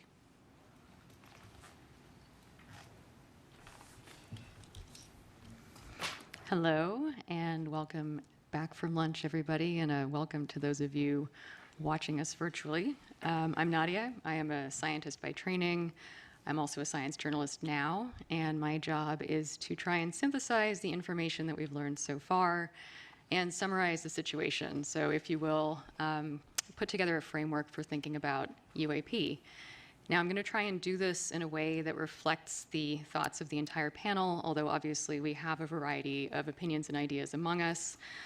So I'd like to leave some time at the end for you to weigh in with disagreements or concurrences as needed. So first, a housekeeping matter. The definition of UAP changed during the 7 months of our fact-finding process. UAP initially stood for unidentified aerial phenomena, with aerial referring to events occurring in Earth's atmosphere. That A is now defined as anomalous, which includes the space, air, and undersea domains. As a panel, I think we have decided to continue focusing our recommendations on the aerial domain, because that is where the majority of sightings and events have occurred, and also because we couldn't fully pivot to address the expanded scope of the new acronym. Beyond that, there are 3 points I want to make. The first is that for a number of reasons, UAP are obviously quite interesting, right? That is why we are here. Recently, many credible witnesses have reported seeing unidentified objects in the sky, some of which are behaving rather peculiarly. In some instances, these reports include corroborating data from various instruments, various sensors. The challenge that we have is that the data needed to explain these anomalous sightings often do not exist or are incomplete for generating a conclusive analysis. This includes eyewitness reports, which on their own can be interesting and compelling, but often lack the information needed to make definitive conclusions about an object's provenance. We as a panel are thinking about the types of data that might add value to those reports and which could be useful on their own. As a corollary, to date, in the refereed scientific literature, there is no conclusive evidence suggesting an extraterrestrial origin for UAP. Collecting more good data for the scientific community to review in a peer-reviewed context will be important for progress to be made here. The second point, UAP offer an excellent opportunity to demonstrate the power of the scientific method and of empirically addressing a question using a multidisciplinary approach. It is our job as a panel to make some recommendations about how NASA might go about tackling this topic scientifically, taking advantage of the agency's resources, global outreach, and reputation. Key points to keep in mind here are that science is hypothesis-driven. Scientists build confidence in their theories by relying on well-calibrated, well-collected data, using well-established methods with rigorous evaluation and independent corroboration. In science, skepticism is not a bias, nor is it a bad word. It is not our job to define nature, but to study it in ways that let nature reveal itself to us regardless of how exciting or disappointing that reality might be. And to that end, when we're thinking about making recommendations about how NASA can tackle this topic scientifically, I think it's important to remember that it's not NASA's job to replicate the efforts of the Department of Defense, but rather to consider approaches that are complementary to what the All-Domain Anomaly Resolution Office is doing. And so one of the questions that we as a panel, I think, need to center is, what can we recommend that NASA can do that the DoD cannot? Third point, to that end, what are we even looking for? How are we defining this problem? And how do the available data define what seems to be, to borrow a cliche, a very slender needle in a very big haystack? We heard a little bit about that today from Dr. Kirkpatrick, who reported that there have been 800 events collected over about 27 years. And between 2 and 5% of those events display signatures that could be anomalous, defined as anything that is not readily understandable by the operator or the sensor, something that is doing something weird. Mr. Free and some of the experts on our panel have defined the background on which those events exist, the amount of stuff in the sky at any given time, like so. On average, FAA air traffic control handles 45,000 flights per day in US airspace, with 5,400 aircraft in the sky at peak time. Worldwide, on average, there are about 1,600 weather balloon launches per day. In the US, there are at least 184 of those balloons launched, and that doesn't include private companies or research flights. There are about 1.69 million recreational or model small uncrewed aircraft systems, and an additional 880,000 drones are registered for commercial use. And these are not controlled by air traffic control, and they are not scheduled flights. So that's our challenge. So when making recommendations as a panel, I think we need to look at what kind of imprint we want to leave. What does the situation look like 5 years from now? What does it look like 10 years from now? Why are we making these recommendations? We heard a little bit about this morning from both Mike and David, who noted that many discoveries in science are rooted in initially unexplained and bizarre phenomena. So by carefully scrutinizing the sky, or however we end up defining our search space, and by collaborating across disciplines, we are likely to learn new things about our planet. That's a fact. And that's the commensal science case we might want to consider when making recommendations here. All right. Does anyone have thoughts? Questions, thoughts, comments? Carlin. I guess I want to challenge a little bit. We changed the A from aerial to anomalous as the legislation required, but I'm not sure we precluded anything beyond the aerial for this panel, and so I've just raised that as a question for us, even though mostly what we've seen, and I think NASA's mission space would be more the aerial. I agree with you, and I think that is a parameter that we need to define as a panel. Yeah, I'll just quickly jump in and echo some remarks I made this morning that yes, the A changed from aerial to anomalous, but it's also accurate to say that the preponderance of events are in the aerial domain. That being said, your panel scope has expanded outwards, and I think we'll hear a little bit from David later on that very subject. I mean, I think anomalous, people often think about it as going down, and including ocean. But I think what's very relevant for NASA is going out, right? And, you know, looking at things in our solar system. And I think in some sense, I think there's certain responsibilities in, you know, when we look at airspace, there's FAA responsibilities, there's DoD responsibilities. As you get further and further away from the Earth, eventually it's all NASA. Once you get out, you know, towards the, you know, certainly much of the solar system and out to our galaxy, that's all NASA. And when we start, you know, thinking about things like, you know, and this will be, you know, David will get to this, observations beyond the Earth's atmosphere. I think this change in language lets us also think about outward, you know, further out in the solar system as well. Good, yeah. Other thoughts? Great. Did I summarize everything totally accurately? Awesome. Excellent. Thanks, everyone. Paula.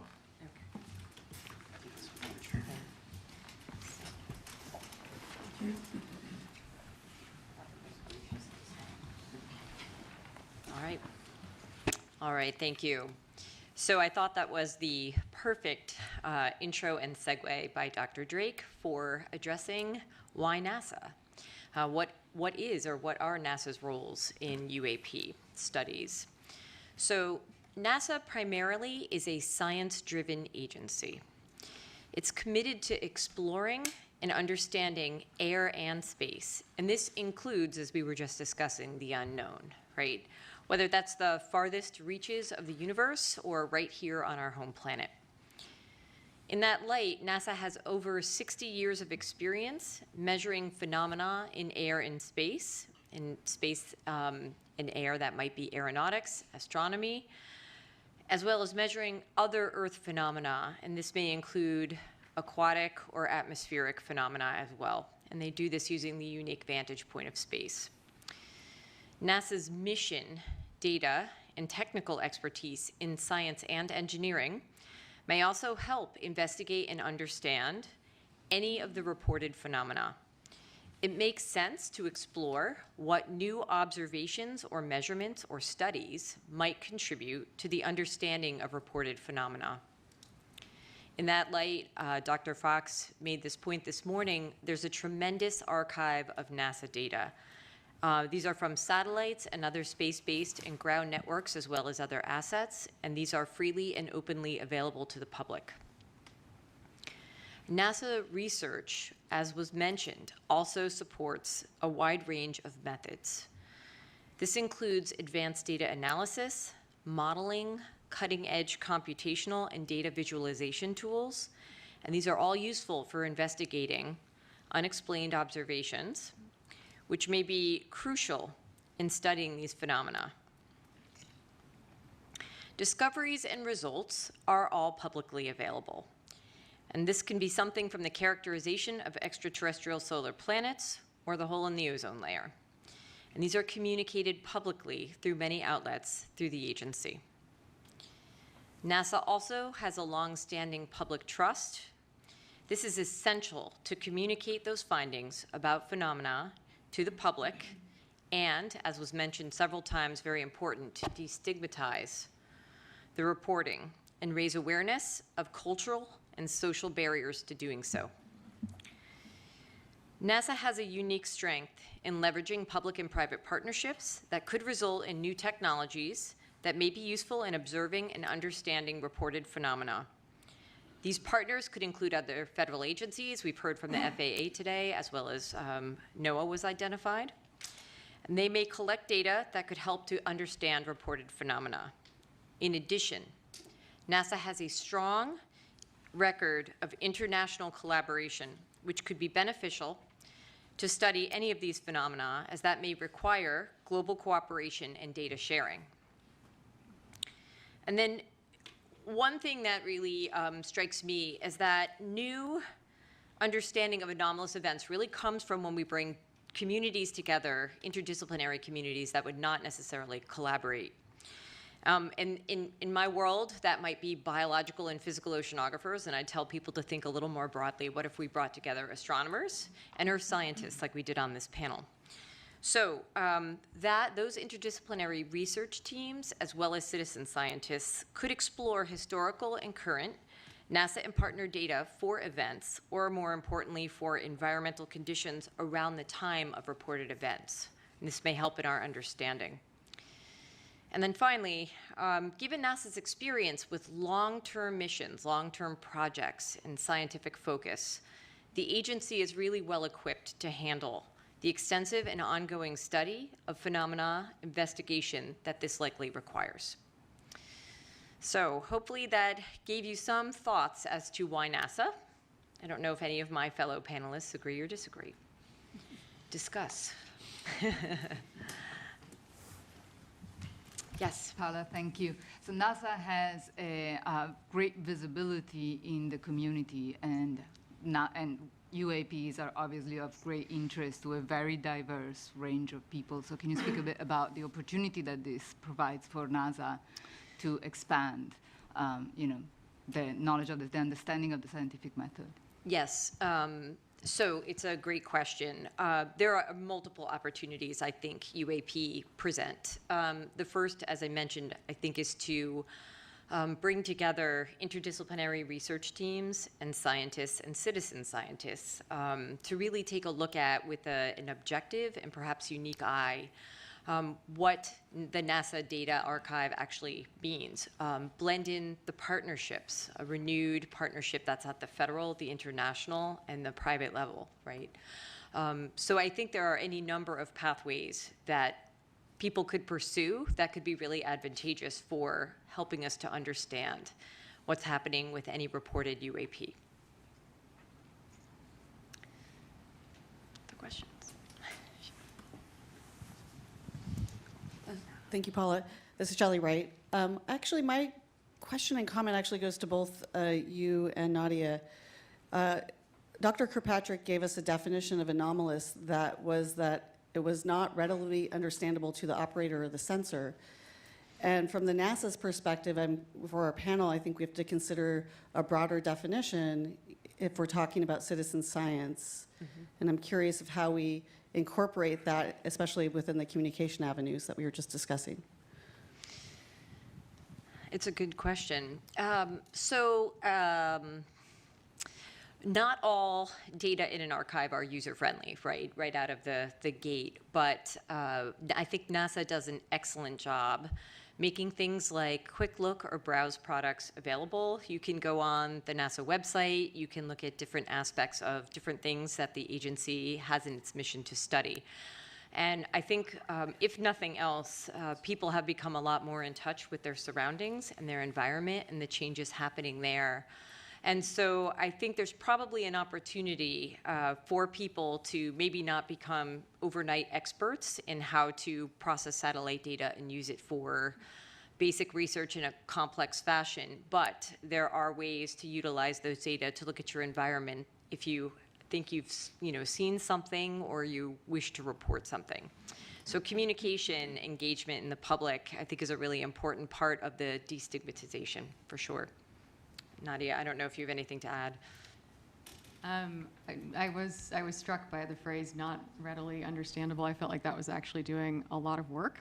So I think for our purposes, we probably want to come up with a slightly more specific definition of what anomalous actually means. Yes. Yeah. Okay. Good. Thanks. Federica, you're up next.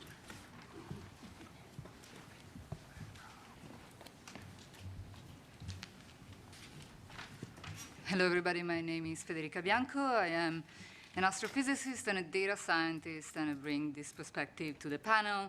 So for the next few minutes, I want to emphasize some of the things that my colleagues have already mentioned about the data, particularly the status of the data that exists, and what the data that we should collect to really understand WAP may be. We've already heard in a few cases by a few people that NASA's role is to explore the universe through the scientific method. The application of the scientific method to discovery requires that the data meet some standards that allow the data-driven approach. And there are many standards that have been established in the scientific community over the years. I can mention one, for example. It's called the FAIR standard, where FAIR stands for findability, accessibility, interoperability, and reusability. The current status of the data about UAPs does not meet these standards. The data collection is inconsistent, it's inhomogeneous, it's uncalibrated, the data are poorly documented and largely incomplete. They're also not systematically retrievable, which poses a problem in automation of the analysis. So WAP could benefit from data science and machine learning methods, from artificial intelligence that is developing at a rapid pace. But machine learning and AI cannot be applied until the data meet these standards. Even to study a single event currently requires a significant lift in retrieving the data and the metadata that may or may not be available. And this lift is at the moment entirely person-powered, which means that it cannot be automated to apply machine learning methods. Organized repositories need to exist to enable the automation of retrieval of the data and the metadata, and this is a necessary premise to enable the systematic scientific approach to the study of UAPs. Anomaly detection is a well-developed, although notoriously hard discipline, and which has seen tremendous advances recently with data science and machine learning. Usually, this means detecting rare and unusual signals in a complex that is noisy and rich with phenomena that we know. So there are two general approaches to anomaly detection in the scientific community. One is the following: if we know the signal that we expect, we can model it, and we can simulate it and maybe inject it in our data. So we can develop methods that are specific to finding those exact signals or signals that are similar to those. And we might be able to conceptualize signals coming from physical systems that respond to the laws of physics as we know them, but we cannot comprehensively produce all possible signals that could relate to or explain UAPs. So the alternative approach in detecting anomalies requires a thorough and deep understanding of what is normal and usual to tease out what is unusual and unlike the rest. These methods typically fall in the realm of what we call unsupervised machine learning. What is usual, maybe the balloons, the aircrafts, and a wealth of natural phenomena that we have heard of. And what is unusual, what is an anomaly, means anything in there is not consistent with the way in which those things look in our data. Once the anomalous signal is detected, it can be studied in more depth, either through the discovery data itself, but that may not be sufficient. So then we may need to collect additional data to study these anomalies. And this is something that in astrophysics we typically refer to as follow-up data. This can be very hard, especially if the phenomena that are anomalous are also ephemeral in time.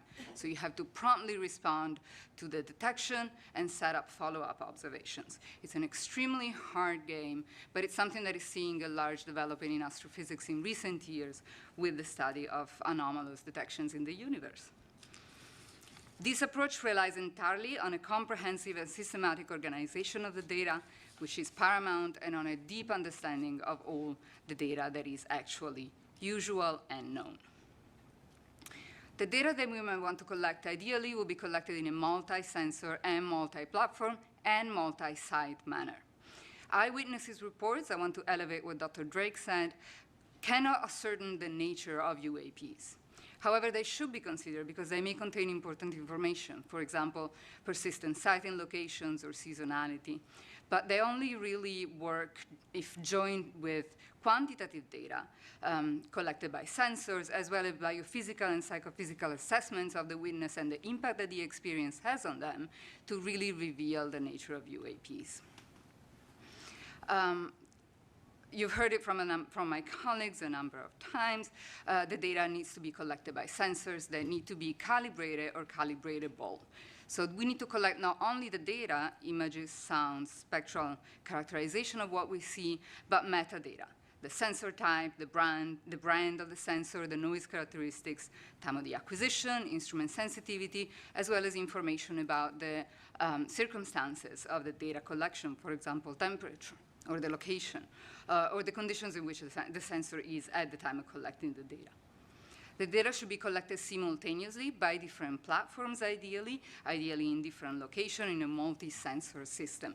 So some of the data that we may want to collect are images, but also temperature, sound recording, spectral data emissivity that tells you the color in a very fine grid, as well as monitoring the motion of objects, which has been very important to identify what we have seen as UAPs that have been reported. Much of this certainly can be achieved with professional-grade infrastructure, and both new and existing infrastructure to do that, such as astrophysical and geographical observatories, both on the ground and satellites. Some modern observatories in particular are designed for the detection of time anomalies specifically, as well as for the detection of objects that move rapidly in space, near-Earth objects, asteroids, meteors, etc. So those could be leveraged for the study of UAPs. There is also some effort ongoing in the developing of facilities that are specifically designed to detect UAPs, and many of those comply with the characteristics that I just described. This level of information, though, can also be obtained by the public. We could crowdsource the data collection if a platform to crowdsource exists that supports the collection of data and metadata and the transmission of data and metadata. And we think that NASA might be able to play an important role in the development of this platform. To echo what Dr. Bontempi said, NASA has a wealth of experience in coordinating scientific studies, efforts across discipline and domains, serving as a bridge between communities in the interdisciplinary studies and studies across different countries. All of these can be supported, all of these can be leveraged to support the work of the other agencies in the identification and explaining UAPs. NASA also has a really important experience in data curation. We have heard about the sophistication of the analysis of the data that NASA provides, of the sophistication of the calibration that the data that NASA shares arrives to. We have heard about the open data policy that NASA data goes under.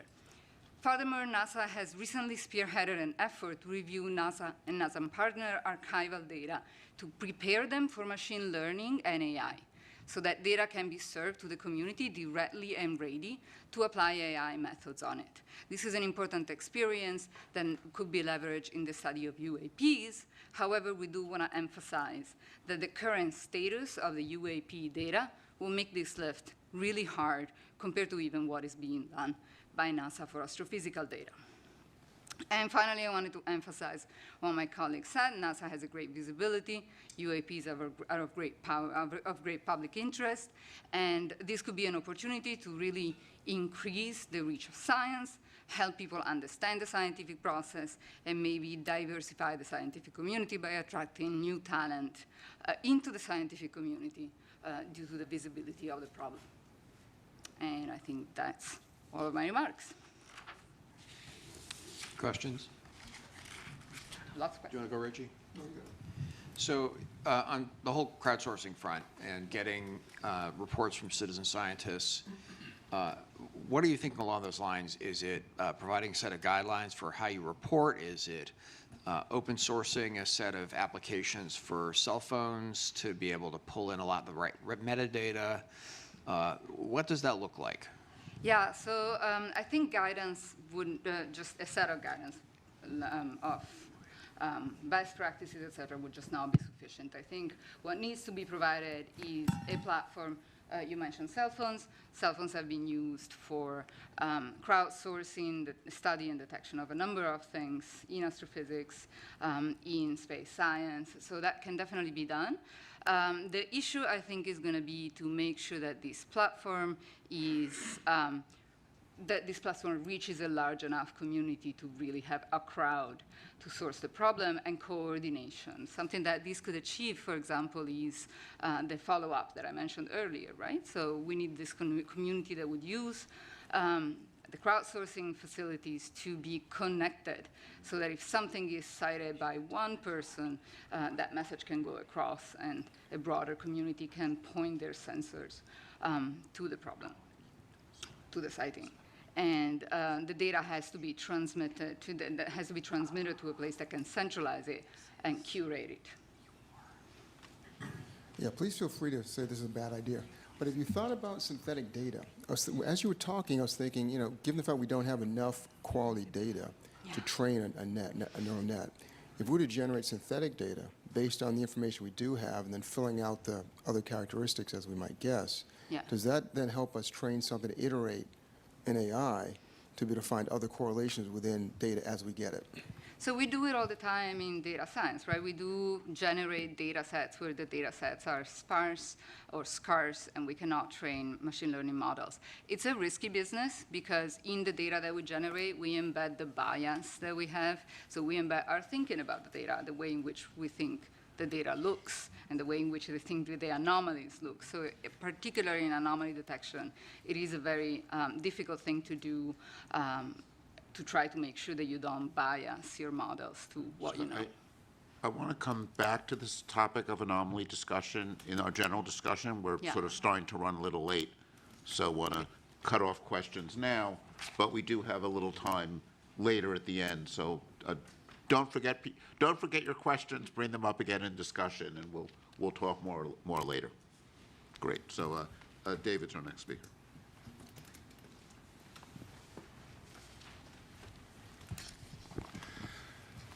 All right, good afternoon.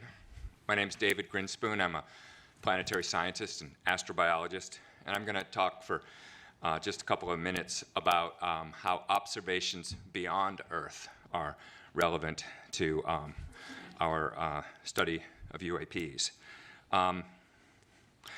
Many of NASA's missions are, at least in part, focused on answering the question of whether life exists beyond Earth. Astrobiology is the study of the origin, evolution, distribution, and future of life in the universe. As part of this, we consider how to search for biosignatures, observations we can make of other planets which might betray the presence of life. So we look for things like anomalous gases in the atmospheres of planets and other anomalies which may possibly reveal the presence of life. When we discover such an anomaly, we don't conclude that we've discovered life. We seek more data to understand what we're seeing, and often this leads to other new discoveries.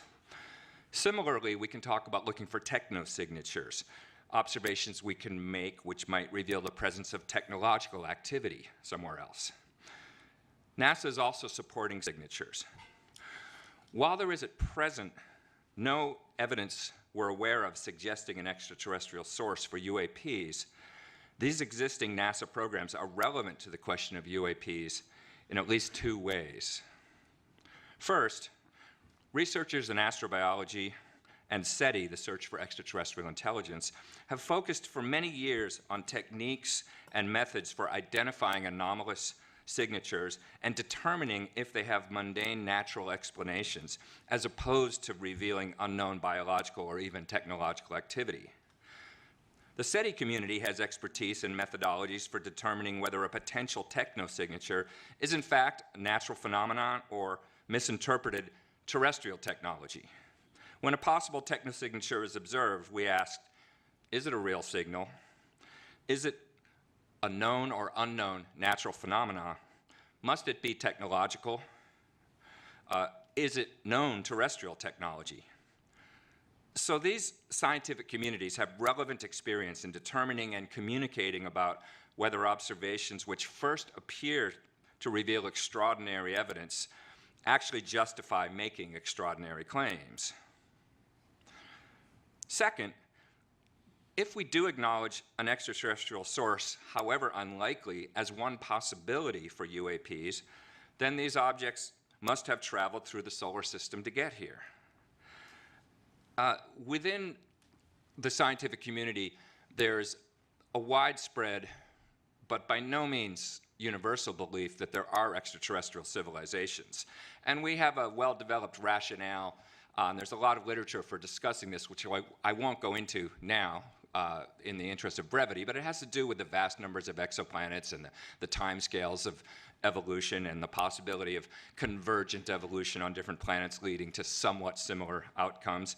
It's a fascinating subject, but the relevant point here is that the same rationale which supports the idea that extraterrestrial civilizations may exist and may be detectable also supports the idea that finding extraterrestrial artifacts in our own solar system is at least plausible. NASA is the lead agency for solar system exploration. It already has an active program of detecting objects in our solar neighborhood using both ground-based and space-based facilities, and it could leverage those capabilities to search for objects in space with anomalous motion, anomalous trajectories, unusual light curves, anomalous spectral signatures, or other characteristics. Most of the solar system has not been searched for artifacts or anomalies, and these modest data analysis efforts could potentially be applied to existing and planned planetary missions. The galaxy does not stop at the edge of the solar system, and the solar system does not stop at the top of the Earth's atmosphere. It's all a continuum of possibilities worthy of investigation. If NASA applies the same rigorous methodology toward UAPs that it applies to the study of possible life elsewhere, then we stand to learn something new and interesting, whatever the ultimate explanation is of those phenomena. And that's all I wanted to say right now.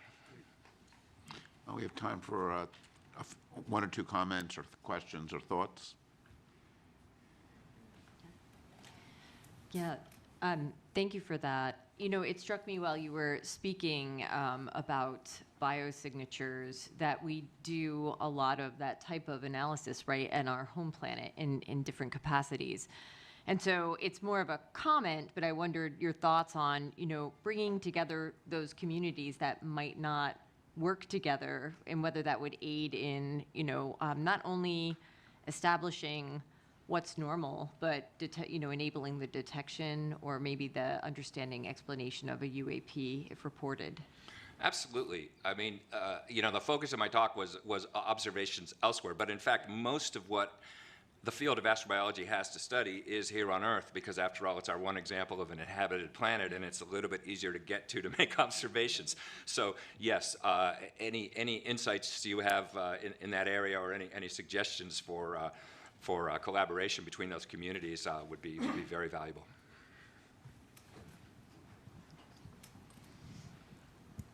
So, of course, NASA hasn't been researching the technosignature field for very long, and there's been a stigma with technosignatures for many decades.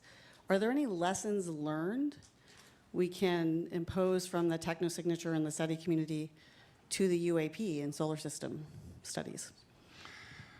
That's a really good question. I guess the immediate thought it sparks in me is that, yeah, technosignatures were kind of treated, kept at arm's length for a long time by NASA because of stigma, and ultimately can't be kept away forever if you are an agency, curiosity-driven, trying to understand the whole universe. You have to move beyond stigmas and just try to honestly look at whatever evidence there is. And so I think in that broad sense, the same lesson ought to apply to UAPs. As someone who has been working in astrobiology and data sciences for some time now, it strikes me when both Dr. Bianco and you talked that the differences that seem to me between biosignatures and technosignatures fields and the UAP field, again, relies on the data. So biosignatures and technosignatures, they have very well standardized data sets. They have been collecting data sets for some time. And they are able to apply machine learning, artificial intelligence algorithms, while it's a totally different question with the UAPs in how we can apply artificial intelligence here. So again, just like Dr. Bianca, how she said, it's about data standardization. So I hope that the UAP field will learn how to work with the data from the biosignatures and technosignatures fields. So. Yeah, that's a good point. The one point I'd push back on a little bit is whether technosignatures has a lot of data in that sense. The one part of technosignatures, which is looking for signals from radio and optical and that sort of thing that's been, you know, associated with SETI for a long time. You're right, there's a lot of data there that we've been collecting. But the term technosignatures is sort of newly being adopted, and it in a way, it reminds me of the distinction we heard from the FAA about a cooperative and, you know, non-cooperative. That with technosignatures, we're looking. There's more of an emphasis on finding technology that is not necessarily intended to signal us, but just sort of doing what technology does and finding ways to, you know. So it's not looking for signals as much. And in that domain, we have not necessarily been collecting information for that long. But your point is well taken, that there are lessons learned from certainly the astrobiology and the sort of classical SETI field where we've had a lot of data, and we could look at how that is analyzed and try to collect the data for UAPs that will be amenable to that same sort of analysis. Great, thank you. Carlin's next.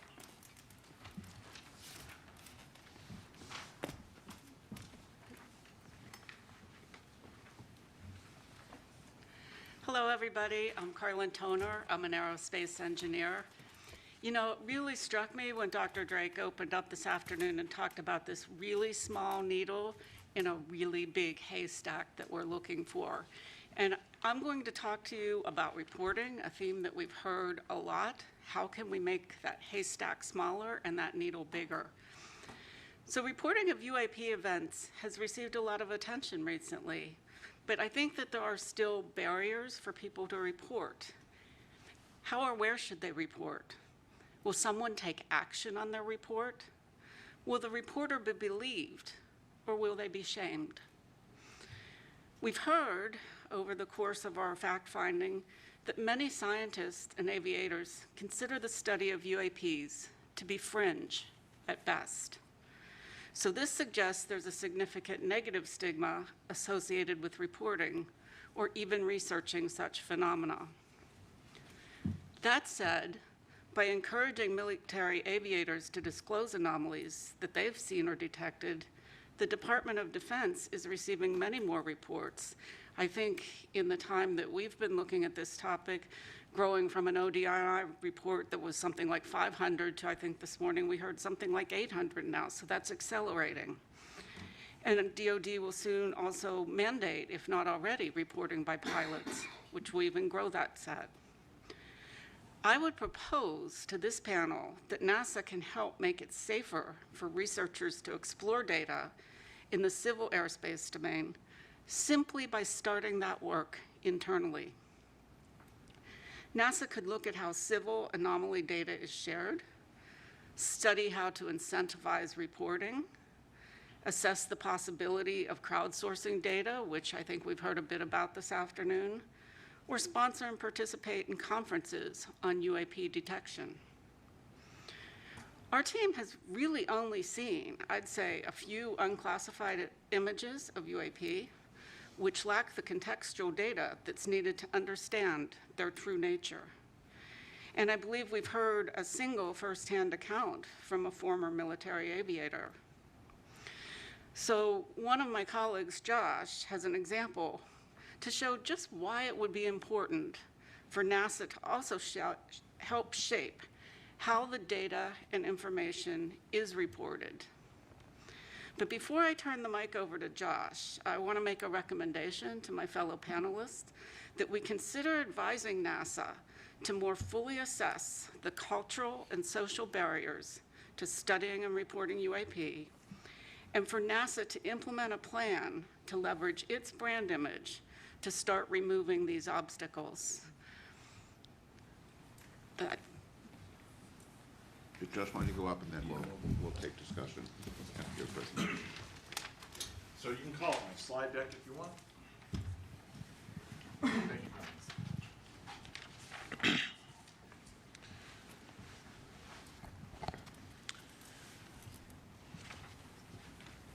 So it's not the charge of our panel to evaluate UAP evidence, but part of our statement of task is to assess the scientific analysis techniques that are available. You don't have to start it just yet, and how we might use them to determine physical constraints on UAP. The UAP reports with the most detailed contextual information are the ones from the Navy aviators, and they're using a combination of ranging and infrared imaging information. And for these cases, we can directly calculate critical parameters of a UAP, such as altitude and velocity, under certain assumptions. And it's, the main point I want to make here is that this multi-sensor approach is absolutely critical to charting a path forward for UAP investigations, and that pertains to NASA as well. So I'm going to provide one example here just to illustrate the crucial role of science and scientific analysis, and the role of scientific analysis to avoid misinterpretation in some sense. Next build. Just hit space. Yeah, okay, so this is, this video was recorded by pilots deployed from the aircraft carrier USS Theodore Roosevelt in 2015.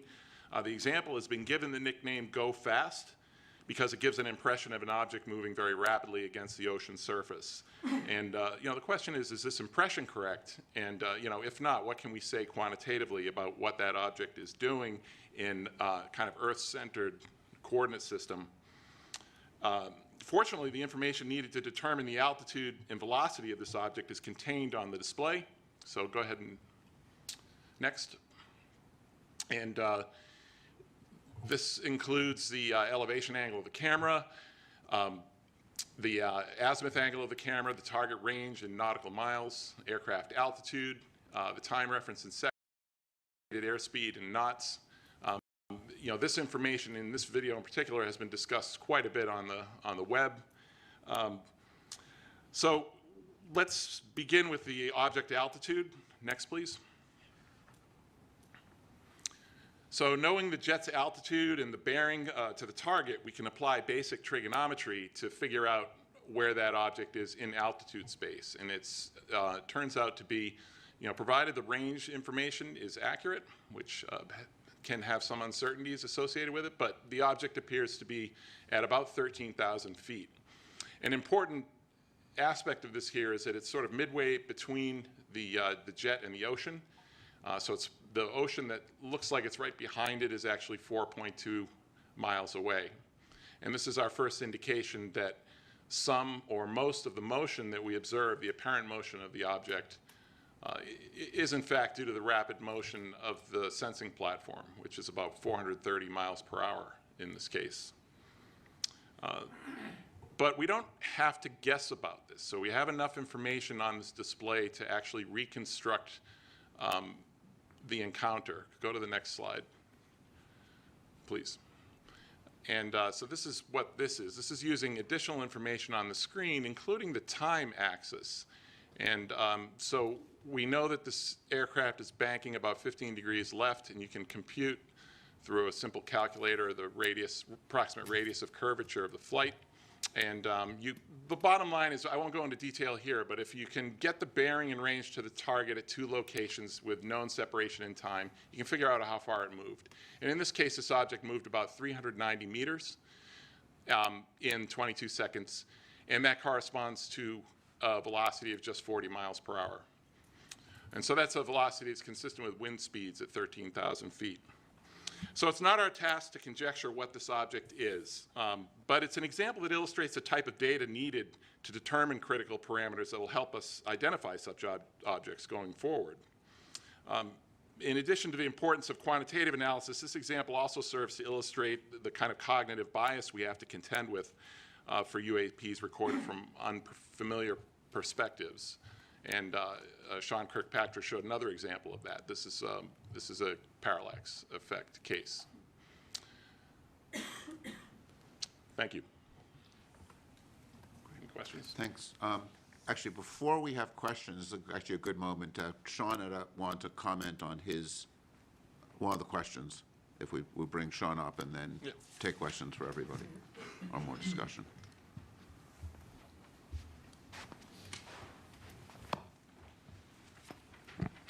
Thanks. That was actually very helpful for everyone, I'm sure. Just one piece of clarification on the video that we showed. The second one that was the newly released one had the 3 aircraft in it. The question was asked about if it was a stabilized background against which the jitter was showing. I am not 100% certain of that answer. It might just be a bunch of dust on that sensor, but let me go back and get you a more fulsome answer. It is either stabilized background or it's just garbage. But in either event, the 3 aircraft are jittering because of the platform. But that's another example of exactly what you're saying, right? It's the perception of the operator who thinks it's doing something else when it's actually just your own camera. Right. Yeah, if I could just, Sean, in your event, it seemed to me that what you mean by jitter in this case is the plane is actually making motions that are causing a parallax. So it's actually more than that. So the plane will move, and that'll cause the parallax that you just showed. But the sensor itself, a lot of these cameras are in gimbals. For those of you not certain what a gimbal is, it's the thing that your cameras sit on, your telescopes sit on, it moves it around in different directions. Those can sometimes be stabilized, in which case they damp out the motion of the platform. And in other cases, they're not, and they jump around. And so what you're actually seeing in that video is what we call jitter of the sensor. against the platform. So the platform's moving and the sensor is moving. It's not stabilized against the target. But once it's collected, sometimes in processing, the background is stabilized frame to frame, just like some of those TikTok videos you see, right? Same idea. Yeah, I just wanted to jump in here. I think make a couple of comments to just follow up on what Josh said. In my experience of flying, over 15,000 hours, 30-something years in airplanes and both in space, and the environment that we fly in, space or an atmospheric flight, very, very conducive to optical illusions. So I get it why these pilots would look at that go fast video and think it was going really, really fast.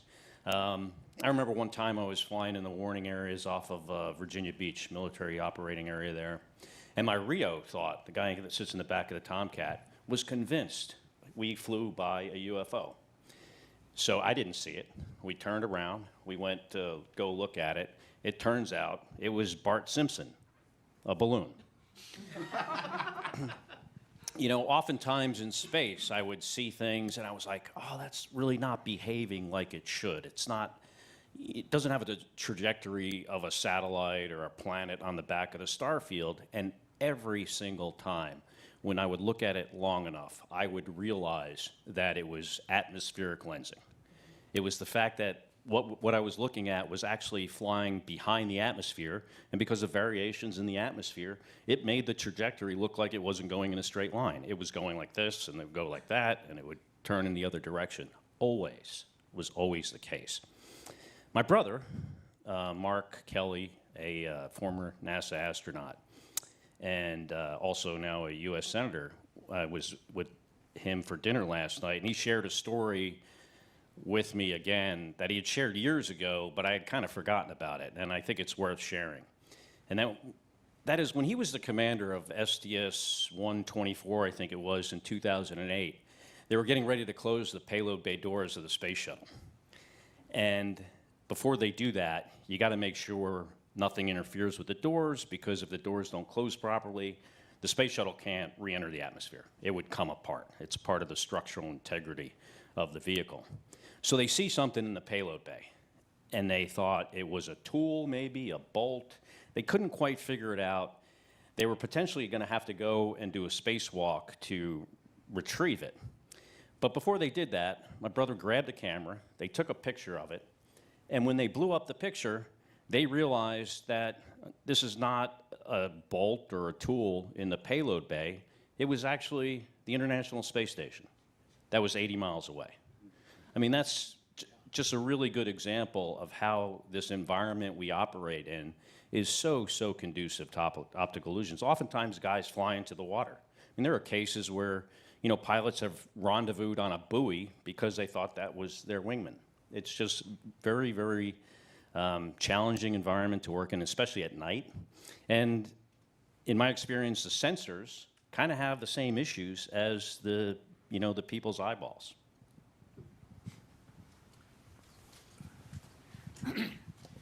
So per what Scott just said, I think we need to take it as an action to investigate unidentified animated phenomena to go after Bart Simpson. I think what Josh and Scott said is very, very helpful and shows why we need multiple sources of data. Were there radar hits? Were there other sightings? Unless we can look at this from a holistic perspective, it's very difficult to draw conclusions. And relative to stigma, and I appreciate the reports that our colleagues gave, I think there's plenty of stigma right here in this building, and I'm sure, Dan, you've suffered from it at times. And I just want to commend Administrator, although he's always be Senator Nelson to me, for his leadership and candidly courage in getting NASA to tackle this issue.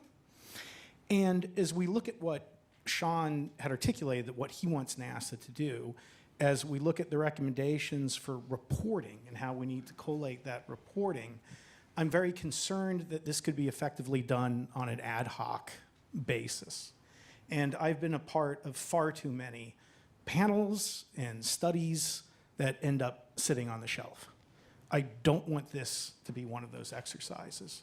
And we can discuss this further, but I would call for and recommend a permanent office within NASA to support this activity, albeit likely a modest one, but to collate this information, collate that data, to archive the information, and act as the open, forward-facing counterpart to Sean and AARO. I think then we could continue and actually accomplish the reporting, the stigma issues that have been raised, and we could do so in a relatively affordable fashion. Because again, I don't want all of our work to end up being in vain. Good. So now Jen's going to turn to our charge. I am. And you know, as a panel, when we were convened with a set of questions that we were charged to address, we've been addressing them through the topics we've talked about and through things as we've been thinking this through, but we're going to organize the next part of the discussion with Jen presenting these things, and this is also a chance to get into some of the discussion phase, because we can look at each of these questions as the topics that we want to make sure we address as part of the report. Jen. Thanks, David, and I want to thank the panelists all for all of your work, all of the knowledge that I've gained from each of you through this time. I took it upon myself in preparing for today's meeting to draft a statement that answers the 8 questions that we were provided at the beginning of the last summer when the panel was created. So I'm going to read the question out loud. I'm going to read my statement, and I'm going to pause, let you think and reflect. And if there's, remember, this isn't all of the details associated with each of these answers, right? This is to be a kind of high level, make sure we've got the major points there. And this is an initial take for these answers. So the first question goes, what types of scientific data currently collected and archived by NASA or other civilian government entities should be synthesized and analyzed prior to potentially shed light on the nature and origins of UAP? So the panel reviewed data sources, analytic tools, data architectures from NASA, NOAA, FAA, Commerce, and others. The data that we recognized were not collected for the purpose of identifying UAP, which leaves bias in the data that was collected. Even though there is an immense amount of data available, it is hard to access, and the sensors that were used were not well calibrated for identifying anomalous phenomena. No questions. Moving forward. Question number 2. I kind of feel like Jeopardy. What types of scientific data currently collected and held by nonprofits and companies should be synthesized and analyzed to potentially shed light on the nature and origins of UAP? Many organizations exist to track sightings of anomalous phenomena in the Earth's atmosphere, both nonprofit, for-profit, and otherwise. The study panel concluded that much of the inputs collected by these organizations are not considered scientific data in nature, and that they do not contain unbiased information, they're not repeatable, and they typically come with eyewitness accounts, which we've heard even today, that there's hesitations with using only eyewitness accounts to recognize or identify UAP.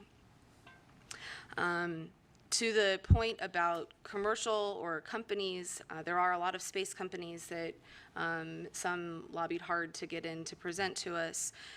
They have troves of data, but they're collected for a variety of different purposes than the purpose of UAP.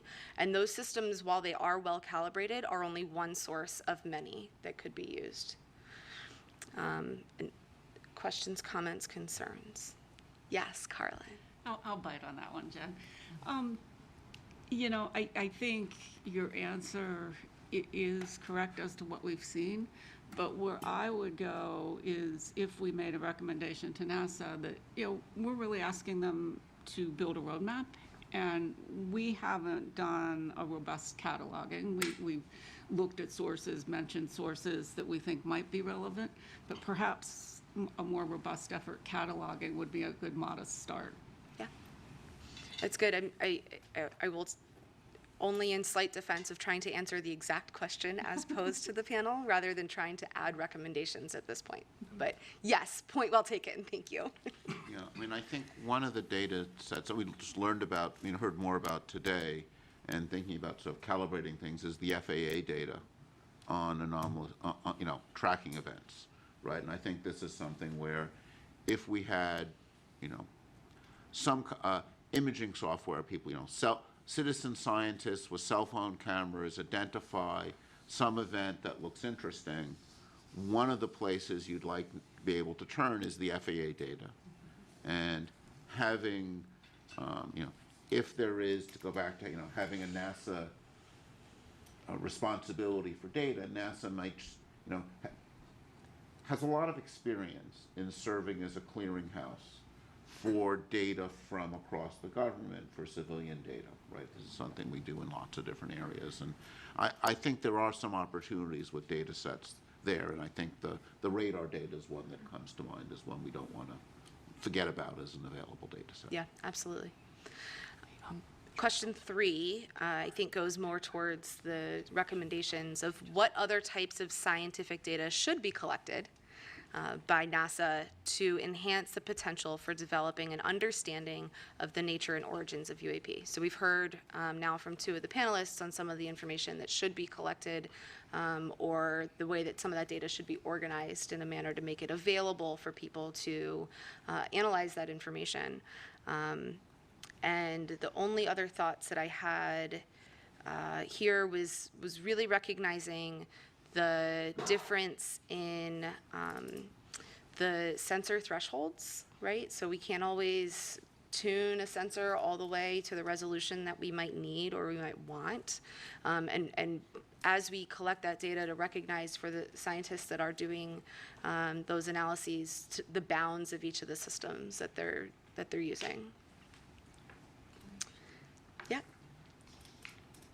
What strikes me on that one, when you were reading the answer, the proposed answer, was what may be new, may be something that's new to NASA in the sense of like a time series, so we can know what's normal, so we can perhaps identify what's not normal or anomalous, right? So I'm not sure to what extent it's like the most unsexy thing to sell on the face of the planet, right, is making consistent long-term observations. But I think that the agency may be set up to do just that for multiple reasons, right? Yeah, persistent data collection. The agency does that in a lot of cases for astrophysical purposes. So the infrastructure, of course, pointing up and pointing at a different distance, but the infrastructure for collecting this kind of data, organizing it, keeping it, and that does exist. Yeah, and there are, in their defense, a lot of satellite companies that are doing that persistent collection as well. Okay. Question 4, which scientific analysis techniques currently in production could be employed to assess the nature and origins of UAP? Which types of analysis techniques should be developed? So this is a 2-part with what exists today and what should be. So we're looking also at recommendations. Based on the information provided by the presenters to the panel, there are very few credible analysis techniques available that currently exist to assess the nature and origins of UAP. The onset of artificial intelligence and automated analysis techniques give promise to being able to do that in the future. I wanted to add something to that, perhaps, which is that really to design the analysis, you need to know what the data looks like, right? Yes. So, we can't really say what kind of analysis should be created on the hypothetical data that we're recommending should be collected in some, Right. somewhat specified fashion. If it's all hypothetical and we want Right. to collect all of this data and we know what format it's going to be in, we can design analysis techniques around it. And at that point, it's likely that there are analysis techniques that already exist. There Absolutely. is a wealth of anomaly detection work. We just don't know which one will be most suitable because the data, as it should be, doesn't exist yet. Correct. She said exactly what I was going to say. Yeah, and that's what I was getting at with my point. Not that those analysis techniques don't exist in the scientific community, just that they're not being applied to this problem set right now, and it's hard to apply them when we don't have the known data of what would go into those. David? Yeah, I think something we want to stress here is the importance of uniform data in the way it's collected, because particularly when you're looking for outliers, if you have data coming from many different observing techniques, right, and just having a uniform set of cameras, a uniform set of detectors, so you understand and characterize them, right? Because this is a needle in the haystack problem, and every camera. I mean, I'd mentioned in the opening session, ghosting in optics. Yes. That's going to be different in every different detector, right? And you. Before we get to the analysis techniques, we want to make sure we design the data collection so that the analysis techniques can effectively be used on it. Right. David, can I take a slight issue with that, which is, it sounds like you're implying that you need a single way of collecting the data. I'd argue it's really you need to understand the various ways in which you're collecting the data and you're able to cross-calibrate across those different approaches. Because I seriously doubt that there is a single detector. I think a handful of ways so that you're well characterized. Things need to be well characterized to be useful, I guess is the way I would state it. And it takes time and energy to well characterize things. So that's I think the challenge. So following up on both your points, I think it's where we can actually apply artificial intelligence. So we cannot apply artificial intelligence on the current data, but we can apply artificial intelligence in a way that we can design characteristics for the data that we need and how we can collect the data that we need. So. And this is probably more of a frustration than anything else, so I don't know how helpful it'll be, but I think we're not looking for a needle in a haystack. We're looking for an anomaly in a haystack. We don't even know that we're looking for a needle. It's just a discolored piece of hay. Well, I'm from Montana, so I love good hay analogy. I don't know what the phenomenology is that we're looking for. We say anomalous. Again, this question earlier, what does that mean? Anomalous acceleration? I think as we try to look at the data, we're starting from an almost impossible position when if we don't know what we're looking for, is it a radiation signature? Is it something electromagnetic? Is it something like that? Is why this is so challenging and frustrating to me that we're talking about monitoring something that we don't even know what we're supposed to monitor. And let me just offer, Josh, before you jump in, the scientific process of hypothesis-driven research, right? Of that, while we don't know all of the possible outcomes in the entire world, we can ask very specific questions and go about it in a very scientific process to understand. So you're right, we don't know exactly what we're looking for, but we know hotspots, as we've seen from both the FAA and AARO. We do know some of those conditions that we might be looking for. So if you start with kind of what you know, or places to start to go and look, and you start with the data that we have available to us, we might start being able to untangle the chicken and egg problem. Jen, what is the phenomena that we're looking for? So we've heard them from Sean. I would pull up Sean's chart, but I can't quickly do that. Of the criteria that he said on the trends, I use the word criteria, he said trends, of 6 or 7 phenomena, I guess, of specific size or within a specific motion range. And it's something different than what we've seen before, something we don't recognize. And so when you go to look for something that you don't recognize, it can be pretty easy, in that we've fooled ourselves today and even watching some of these videos of what's going on. But when you're able to corroborate that with 3 or 4 other sources, it starts to make sense. right? So something that looks like magic to the naked eye or to that camera and that sensor isn't once you understand all of the effects of what was going on in the surrounding environment. So I got a question. Can we, because I got the same frustration you do, right? It's regardless of what you're looking for, if you don't know what it is, whether you're using AI or match filtering techniques, you can't find it, right? You can't find it. So because the question I have is, can we use social media, that kind of thing, as a way of cueing to know where something's happening? Because we know Google searches can lead you to better understand where outbreaks happen, right? Disease outbreaks. Can you use similar type of conflation of data to start saying, well, something's going on here, let's start cueing sensors in that area? That requires some real-time capability, but is that something we can think about? Can I object to that just a bit? You can find things that you don't know how they look. Okay. There is a lot of the algorithms in anomaly detection are really based on let's find out how what we know looks like, so that anything that doesn't look like that can be identified and spotted, and then we can think whether or not we understand it, right? And so I think the point about the homogeneous detectors really is about that. We need to have a solid understanding of the normal to detect the anomalous or the outliers, as we sometimes perhaps more often call them in science, right? Yeah, absolutely. I do want to be cautious of time. We were supposed to end this about 10 minutes ago. Right, so, but this has drifted into discussion, but I think we're doing discussion. So do you have any last topic you want to hit? If not, then we'll just open up to general discussion. I have 4 more questions that we're technically supposed to answer. All right, let's do one. We can do 4 questions in 2 minutes, right? Okay, 4 in 2 minutes, speed yeah. round. Fast. In considering all of the factors above, what basic physical constraints can be placed on the nature and origins of UAP? Mike, would you like to take this question? Absolutely, needle in the haystack. Okay, got it. In my notes to answer this, knew that Sean had presented some trends, so I used that kind of as the basis for what basic physical constraints could be available, and also Josh's presentation that he just presented of, we know some of these are still in the realm of understanding.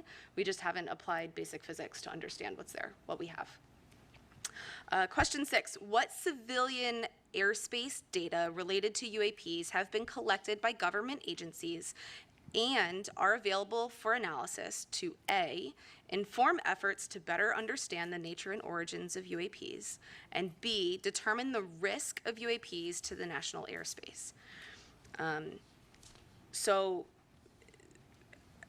we saw some of this in, I'm going to use examples from today to kind of move quickly.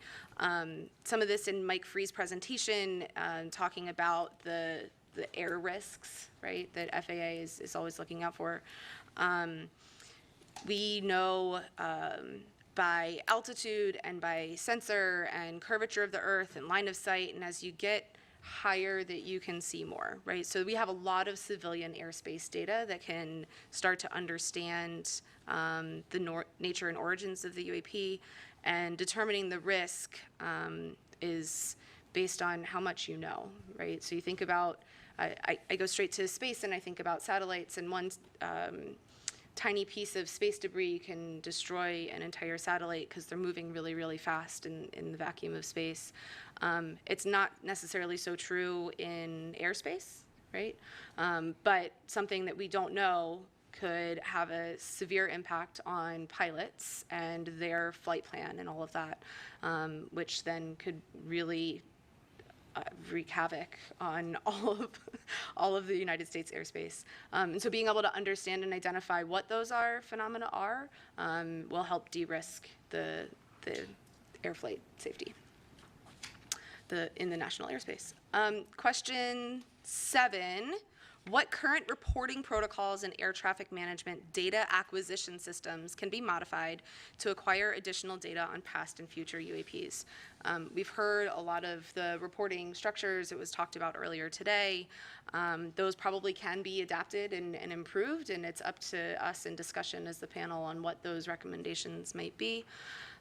Question 8, and I'll get off stage. What potential enhancements to the future air traffic management development efforts can be recommended to acquire data concerning future reported UAPs to assist in the effort to better understand the nature and origins of the UAPs. The potential enhancements, automatic filtering of the knowns has come up as a talking point.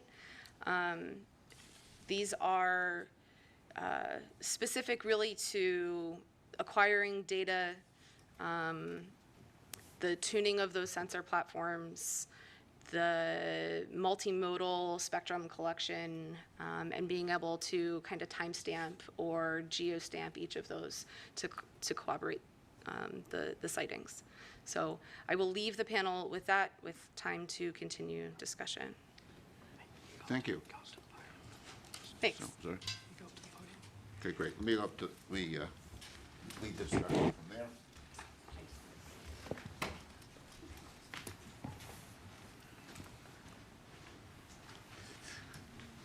But before I open it up, I just wanted to restate Federica's answer to Mike for hay.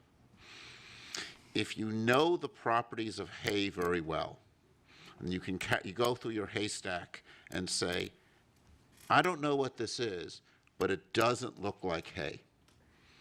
You don't need to have a match filter looking for a needle in a haystack if you know hay very well. And who said NASA couldn't speak to Middle America? Now, as a New York City resident, my impression is if you go through hay with you don't want to do it with your hands. But I defer to you on, yeah. You have no choice, but AIML would be good. Yeah, I think, yeah. So I want to, in the final minutes we have here before the public session, look to the future. I think a lot of us have looked at the data we have now with a sense of dissatisfaction and say, what data would you want and how would you want to collect it?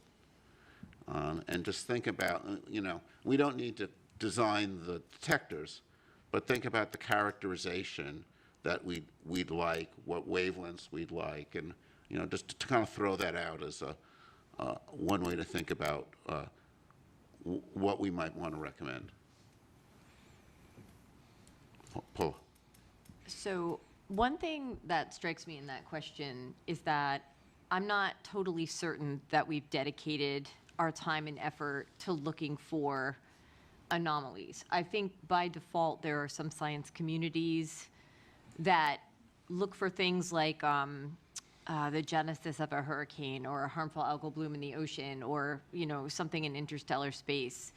But I'm not sure we ever focused our interdisciplinary effort on that. And I think the question you ask is a really interesting one, part of our statement of task, right? But I'm not sure I can answer that quite yet. That's how I feel about that one. Sure. Shelley Wright. Yeah, going along with Dr. Bontempi's point there, we heard a lot from AARO about specifics about the needle, 1 to 4 meters in size, 0 to Mach 2. You can then look at NASA's assets, right, and look at its spatial resolution, its spectral resolution, in particular the frame rate. I'm going to get to your question here, Dr. Spergel. You can look at the current NASA assets and try to say which ones could find that needle, the ones that Dr. Kirkpatrick put forward. That analysis has not been done. So one of my recommendations would be for NASA to convene a group and a task force to look at its current assets to calculate what current available data, and current facilities could answer insight into that. Now, to get to your future question, looking at this, I see Walter, is frame rate. I see a really big issue with frame rate. So if you want to catch fast-moving objects, you need to take quick images. If you want to get to these very small sizes and resolution, depending on altitude, where you're taking your image from ground or space, NASA will likely have to increase its frame rate into its detectors. I think short answer to what NASA's current assets would be able to see would be really big haystacks that are moving very slowly, which I think is the point that you're making. But that doesn't mean that that data is not useful, because if it's able to characterize the background extremely well, that gives you a better idea of what unusual looks like. Basically, anything that you do that characterizes the background will contribute to an understanding. So we're going to have to cut this off now because we're now going to our public comment session. So turn that over.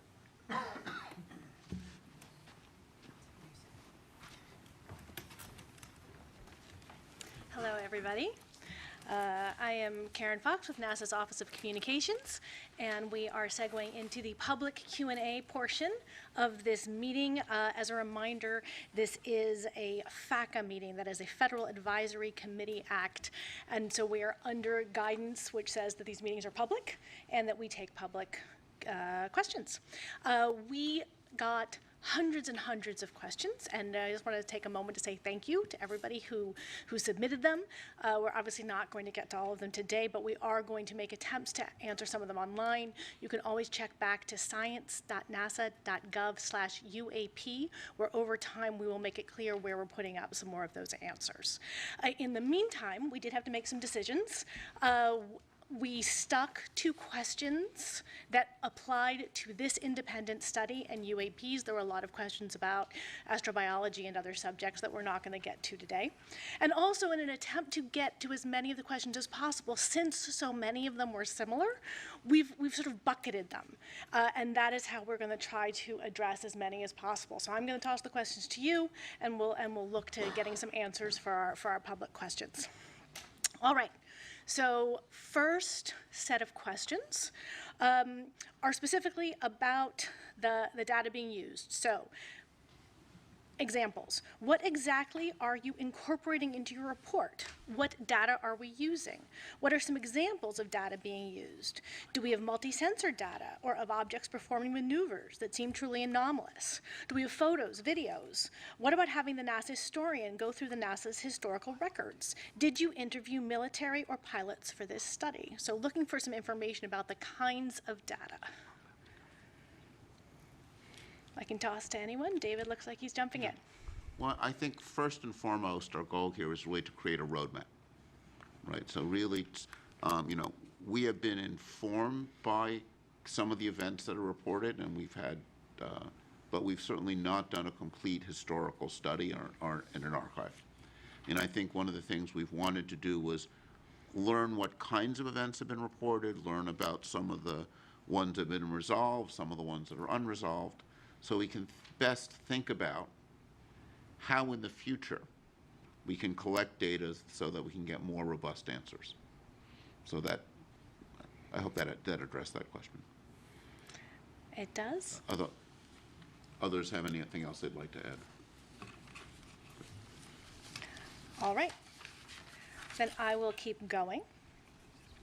Another big question category was about transparency and about sharing information.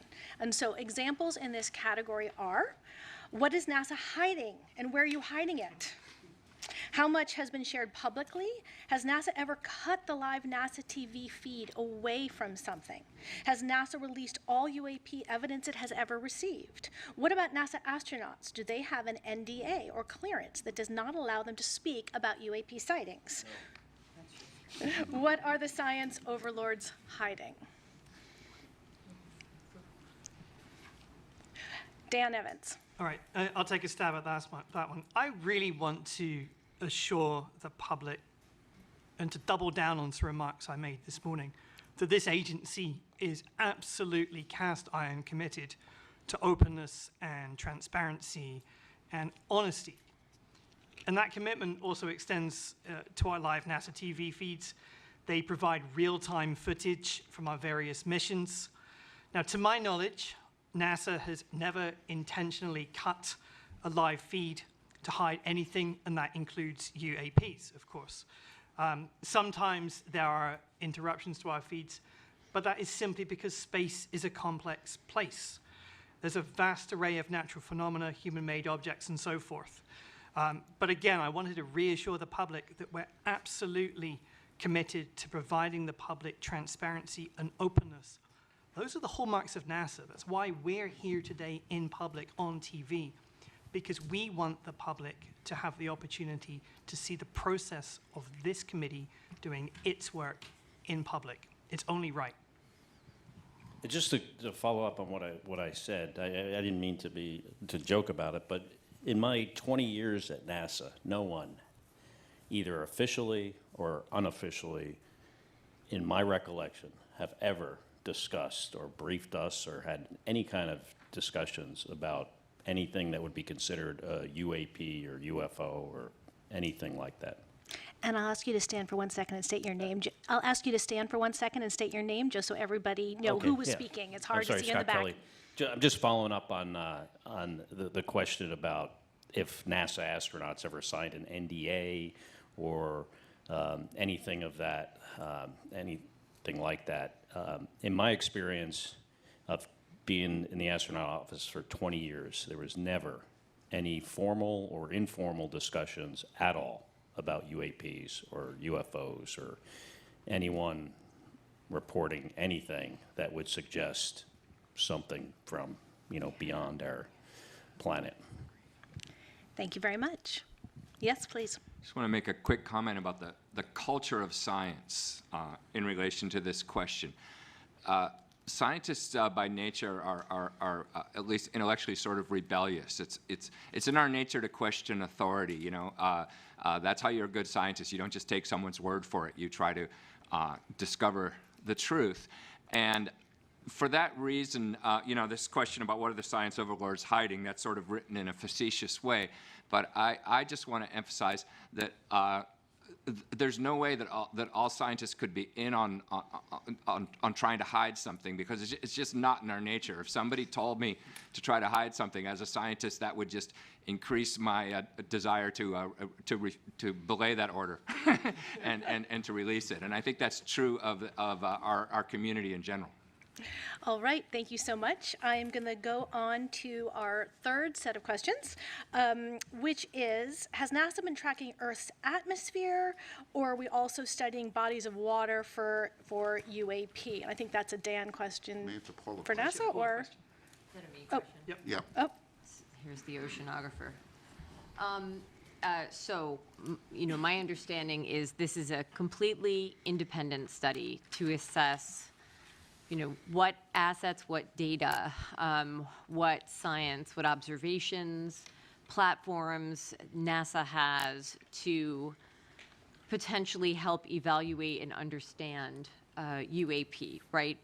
We have, NASA has an Earth Science division and many scientists at many centers and many academics and other partners out there that study the Earth as a system. We do this from the unique vantage point of space, and the atmosphere is part of that. I think Dr. Kirkpatrick stated this morning that to his knowledge, and I think to ours, there isn't anything that's been reported below the ocean surface, and so I think part of what we've been talking about all day is, what assets are out there to actually begin to identify data that could be useful in explaining any of these reports if and should they come in. So I think that's probably it, unless there's something else to add. All right then, thank you. Moving on to our fourth general bucket of questions. What are you doing to solve the stigmatization surrounding the study of UAP? I can take that one. And state your name if you wouldn't mind first. Carlin Toner, FAA. I think the fact that NASA has called us together here as a panel to look into this, that NASA is hosting a public meeting, that we've heard, right, it clearly stated we're here to be transparent. I think that's the first step in trying to really normalize the study of UAPs. And we talked a little bit earlier about the reporting, about how to make it credible. And we talked also about UAP in one of the earlier talks this morning of the definition of the A, whether it was aerial or anomalous, as the legislation now is. And really the distinction beyond UFOs, right? When we're looking at UAPs here, we're beyond just airplanes. We're looking at all types of anomalous phenomena. And so that's just a more inclusive term there. Yeah, still Mike Gold. Just wanted to emphasize what Carlin said, which is so accurate. I really consider it quite amazing that we're here having this discussion. NASA leadership deserves great kudos for this. And beyond, I think a recommendation that I'd like to make is that NASA participate in symposia, in panels, sponsor research. When you have the NASA logo on that sponsored research, on the discussion, it really helps normalize and push back against the stigma. I think NASA can leverage its excellent reputation, both domestically and abroad, to help push back on that stigma. And I think it's important to do so not just for science and discovery, but for national security. That we've all seen what's occurred with balloons from rival nations. We don't want this stigma to be a vulnerability that rival nations can take advantage of. Yes, Dan? Yeah, thanks, Karen. Just a few additional points from the agency perspective. We are, of course, taking a set of actions to effectively normalize the study of UAPs, and that involves collaborating across the government, encouraging an open dialogue, and promoting rigorous scientific inquiry. Let me turn to each of those in turn. So in terms of promoting a rigorous scientific inquiry, the primary way we're doing this is by being truly rigorous and employing an evidence-based methodology in everything that we do. That is characteristic of scientific research. It's no accident that the people up on this stage are true experts in their respective fields, okay? So that is in turn going to help us to legitimize UAP studies.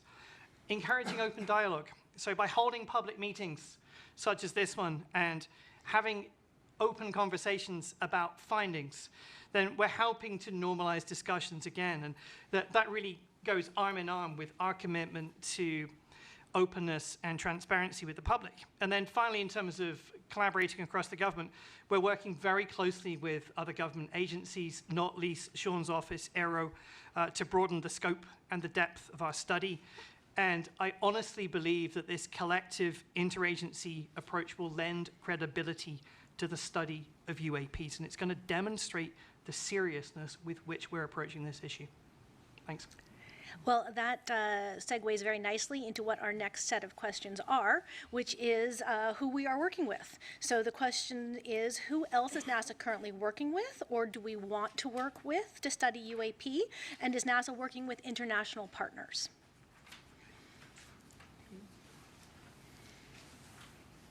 All right. Pete, do you want to do it? I'll take a stab at it. Okay. As the questions tasked to this panel so kindly asked us, both in what other government agencies are collecting data, what data is available. NASA is partnering with them in many ways, as well as NASA has a wide commercial outreach and partnerships with understanding what data is available, as well as NASA's founded on well, not founded, but the core principles of NASA are with international partners. So the information that our partners are gathering is typically available to NASA as well. So yes, on all accounts. And I may just emphasize and add that NASA is singular, I believe, among government agencies in its international outreach. Again, not to keep talking about the Artemis Accords, but you see countries like Saudi Arabia that we may not have a great relationship with as a government right now. We have Saudi Arabia and Israel in the Accords family, so that NASA is unique in its scope and ability to reach out. I also think that we're entering a new era of commercial space transportation that is going from low Earth orbit out to cislunar space. And that is going to be the purview of the Department of Commerce, which is taking over space traffic management. So I think it's very important that NASA work with and support commerce as we go through that transition. Department of Defense is currently responsible for that. And I think that will help us not only to identify potential UAPs, but to assist in preventing contention, congestion, and eventually conflict. And I also want to note, in terms of space debris in orbit right now, I believe, represents an existential threat to our very society, that we are getting very close to an event that could cause real problems for our ability to access satellites. And that's why I think there's great ancillary benefits to the conversation we're having today, that as we increase our capability to monitor orbit for UAPs, that data could also be very relevant as we look at near-Earth objects and other threats.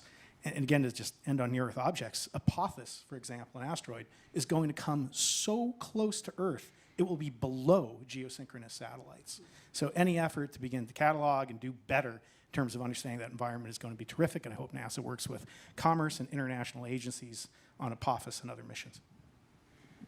I think Federica had something to say, too. Yeah, I just wanted to add that, a lot of the things that we think we might recommend in terms of platforms to collect data that would be useful to study UAPs, we recommend a multi-platform and multi-site. That would also mean likely ground-based as well as space-based facilities. And this is being done already in astrophysics, co-observing the sky from the ground and from space with different methodologies and different instruments to get a more comprehensive picture of what's normal and then detect what's anomalous. And about every 10 years, the astrophysics community anyways, but many other branches, convene a panel of experts to see what things can be done to advance the field in the next decade. It's called the Decadal Survey for us.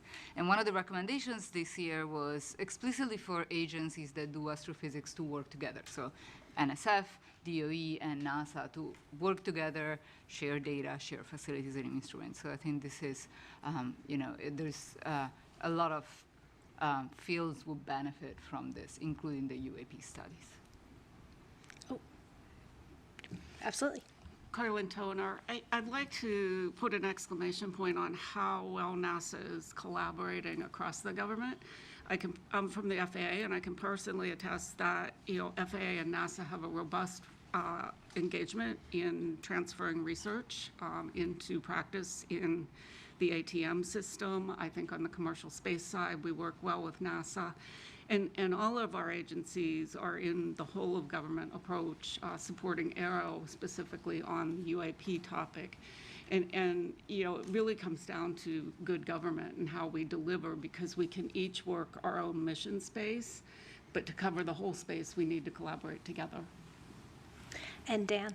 To put an exclamation point on Carlin's exclamation point. So I think it's important to say that we really do have a good relationship with the All-Domain Anomaly Resolution Office, AARO, Sean's office, and its previous or predecessor organization, the UAP Task Force. And we have really benefited from very fruitful collaborations among those various entities. And quite frankly, as a taxpayer, one should expect nothing less than the government to be working effectively across different units together. It's only right. That being said, it's also important to acknowledge what NASA's perspective is in this study, and to acknowledge that the Department of Defense, the intelligence community have massively different equities about the study of UAP, and they have different interests. Ours is a purely scientific one. So we collaborate, we consult. It's a very good relationship. And I agree wholeheartedly with Carlin that a whole of government approach is absolutely the right one to take. Great, thank you. I will move on to our sixth bucket of questions, which we had many on this topic. Is there evidence that UAP were created from non-human intelligence? All right. Yes, please. I will take this one. First and foremost, we are scientists, and we follow the scientific process. And I hope that the gathering here today showed a little bit of a glimpse on how the scientific process works. It's not a question that you can answer very quickly with yes or no. And we follow the data, right? So as scientists, we follow the data, we formulate hypotheses, we test theories, we follow the scientific process. The role of this panel has been to create a roadmap and a framework for how all scientists that are interested in this phenomenon can further study, can further collect data, can further formulate experiments, again, hypotheses, can test different methods, maybe even innovate on the methodology side of things, come up with new methods for how we can do basically science, but not just any kind of science, but the science of discovery and exploration, which is basically in the spirit of NASA. So just like Carl Sagan was saying, extraordinary claims require extraordinary evidence. We cannot make that kind of extraordinary claims at all for any kind of big subjects in science, whether it's UAPs, whether it's biosignatures, whether it's technosignatures. This question of whether we are alone in the universe is probably one of the largest questions that we've had in our history of science, in our history of humanity, and it's not one that we can take lightly, and that's why we need so many scientists and multidisciplinary and interdisciplinary teams to work together, and many organizations. So it's a process, it's a roadmap, and we work collectively on this, and we hope that within our lifetime we will be able to answer this big question of whether we are alone or not, and also to better characterize this phenomenon, which is UAPs. So. I want to sort of supplement that excellent answer by noting that we have not seen the extraordinary evidence, right? I mean, in a sense, to give, to make the claim that we see something that is evidence of, non-human intelligence would require extraordinary evidence, and we have not seen that. I think that's important to make clear.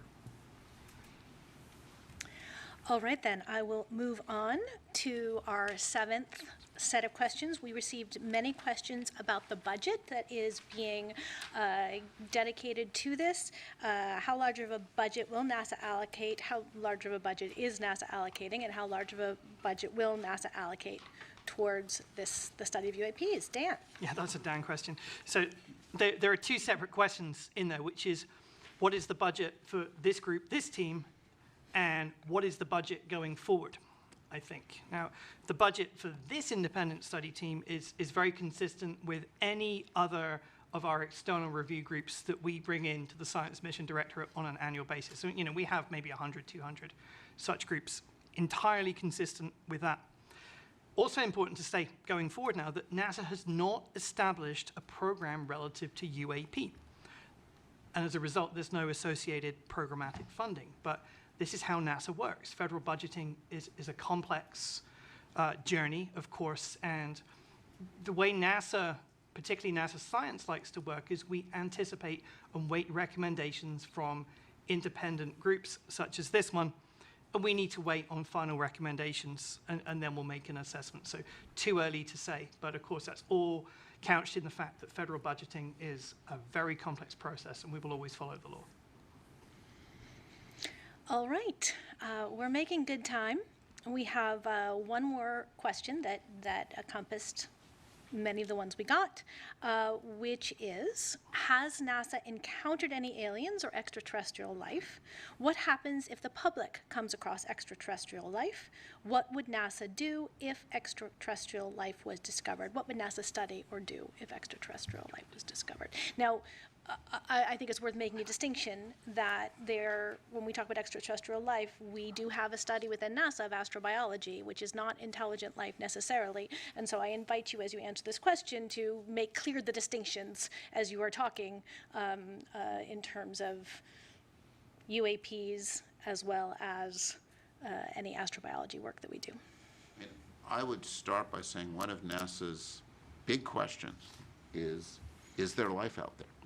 Right, and a lot of what NASA's doing in its exploration of the solar system and beyond is focused on searching for life in any form, extraterrestrial life. I think one of the things we have learned in the past 20 years is planets are common. We knew, of course, about the planets in our solar system, but we now know there are lots of planets out there. So there are lots of potential environments for life. And I think one of the most fascinating questions is, do any of those planets host life? And that's something that NASA is trying to address in a host of different ways, whether it's probes that are landing on planets or designing missions that will look for signatures of life around other planets. So the search for life is a really important theme. We haven't found life beyond Earth yet, right? I mean, let's be clear about this. We haven't found it yet. But we're looking, and we're looking for it in lots of different ways. And, you know, David was discussing technosignatures as one way that we can look both within our solar system and beyond. And there's a lot of different elements, I think, of this potential search. And, you know, just to go back to something that was phrased in an earlier question, you know, is NASA hiding anything about this? No. This is actually what, you know, answering this question is one of the things that NASA as an agency is excited about. It's something that lots of scientists working with NASA are excited about is this question of, is there life out there? You know, and I think one of the things that makes this question of are we alone such a central question, not just to the scientific community, it's a central question, I think, for the public. I suspect there are more people watching this than the typical episode of NASA TV, right? And this is something where we will have, you know, media coming to the press conference because these questions touch on something that I think is really a deep question for humanity is, are we alone in the universe?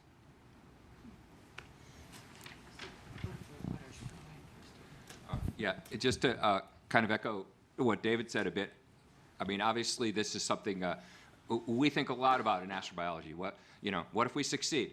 You know, we are very driven to try to find real evidence of extraterrestrial life, and we would be highly driven to share that if we found it, because everyone wants to show that they've been able to succeed in what they're trying to do. And you know, one perhaps illustrative example is to think about what happened when we came close, when NASA thought maybe they had discovered extraterrestrial life. And a big event, actually, in the history of astrobiology was in the 1990s when some scientists had thought that they had discovered fossils in a meteorite that came from Mars. And what happens is you don't announce it immediately. You make sure that you try to make sure you're right, because you also don't want to have false alarms and announce something and then you go, oops, sorry, we were wrong. That was a mistaken analysis. But what happened was when the scientists were sure they were right, then there was a big, in fact, presidential press conference with President Clinton and NASA, and it was a big public announcement. And that's what would happen. If we discovered something, we would try to make sure we were right, and then we would very proudly and loudly let the public know about it. Thanks. We have just 1 minute left, so I'll let you finish up. Yeah, thank you.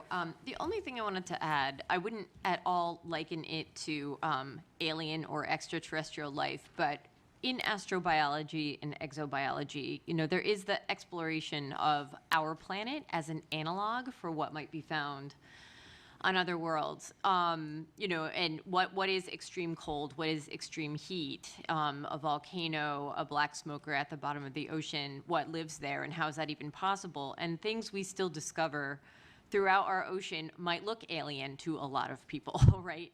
And we keep discovering new species of different things, whether they be microbes or algae or, you know, charismatic megafauna, whatever they are.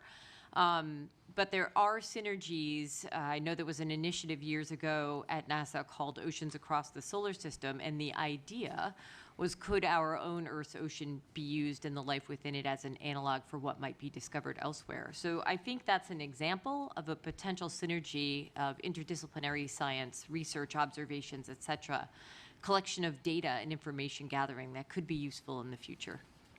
Thank you all so much. I will hand it back to David Spergel, your chair.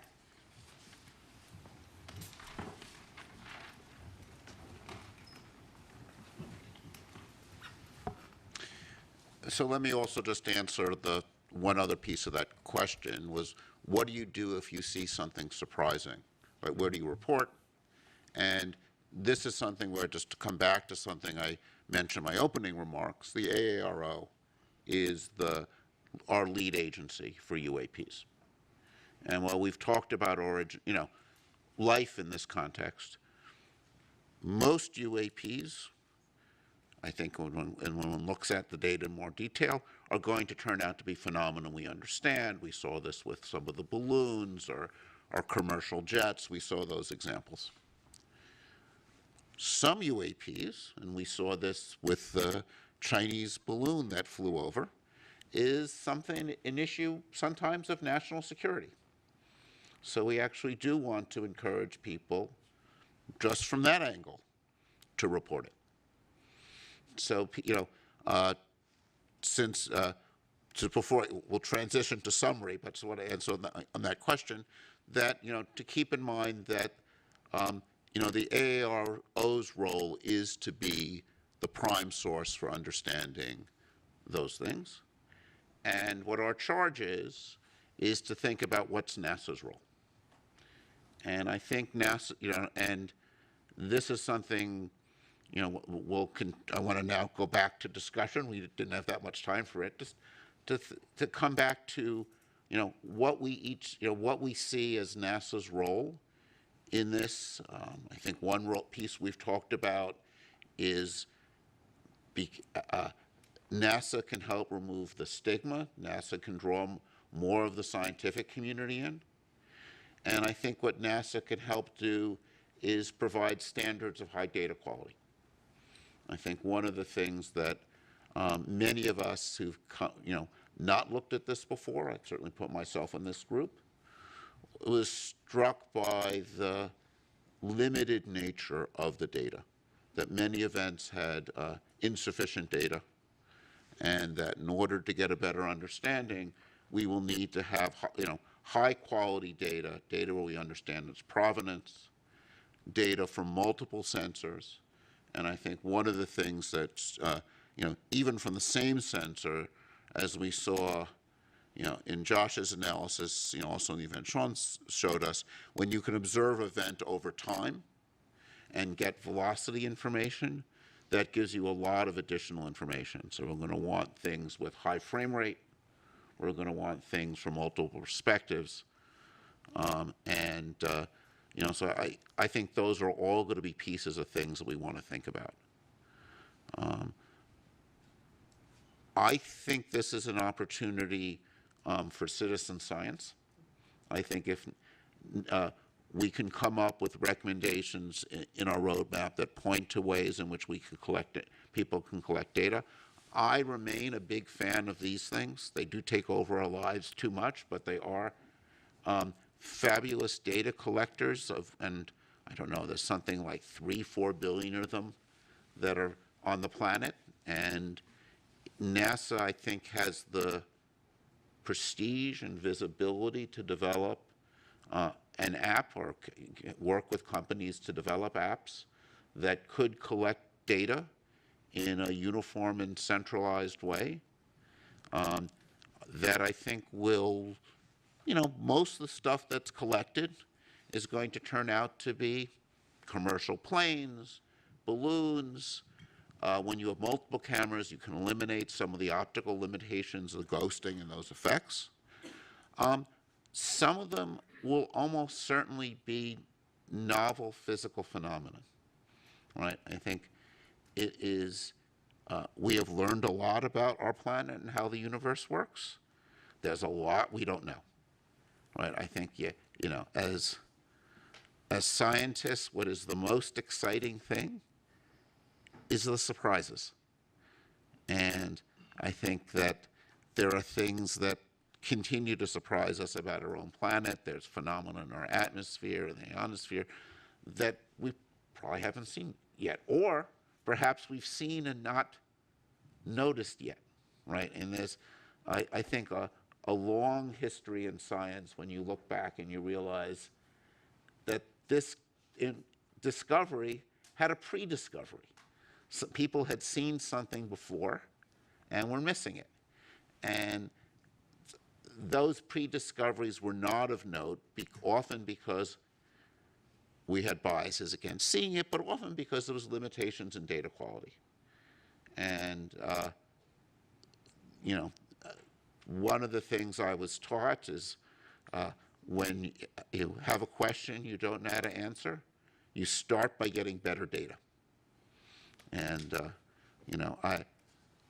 we're coming, I get to do the summary, and as the chair, I get to, summarize a conclusion. And we need better data, would be my takeaway. And we need more uniform data. And since I'm so proud of my haystack, we need to be able to understand what's in the haystack. And it's a lot more complicated than a haystack in a sense, right? It's got commercial planes, it's got, drones, and, I think the number of drones out there is large and growing and will be a continual source of confusion. We were charged to think about air safety.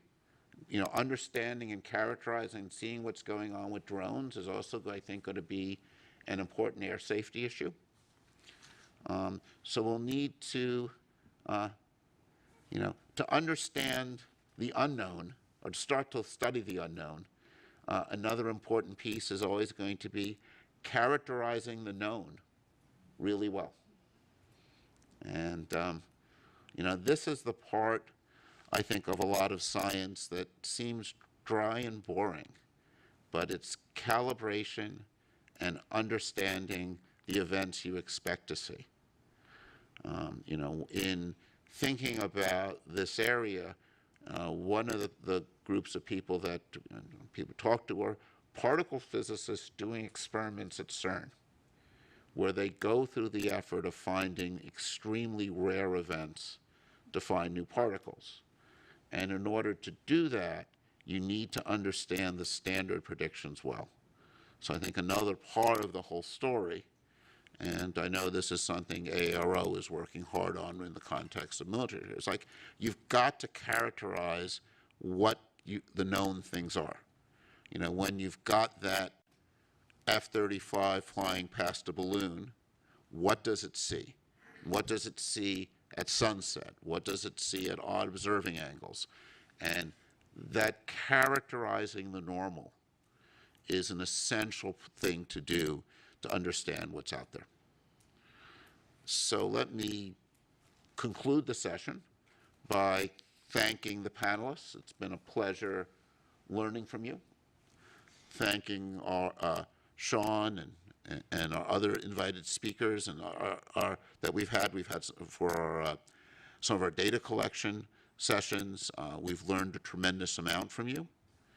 And also thank the public for their engagement. I think we were all impressed by the number and level and sophistication of the questions people sent in. We tried to address as many as them that we could in the session. As you heard, NASA, through science.nasa.gov, will provide, there'll be some additional answers provided. Encourage you to go there. Actually, as a non-NASA employee, I'll put in a little ad for science.nasa.gov. NASA does amazing things, and we're learning amazing things about the universe and our planet, and just encourage you to go there and continue to learn and continue to explore. So thank you all.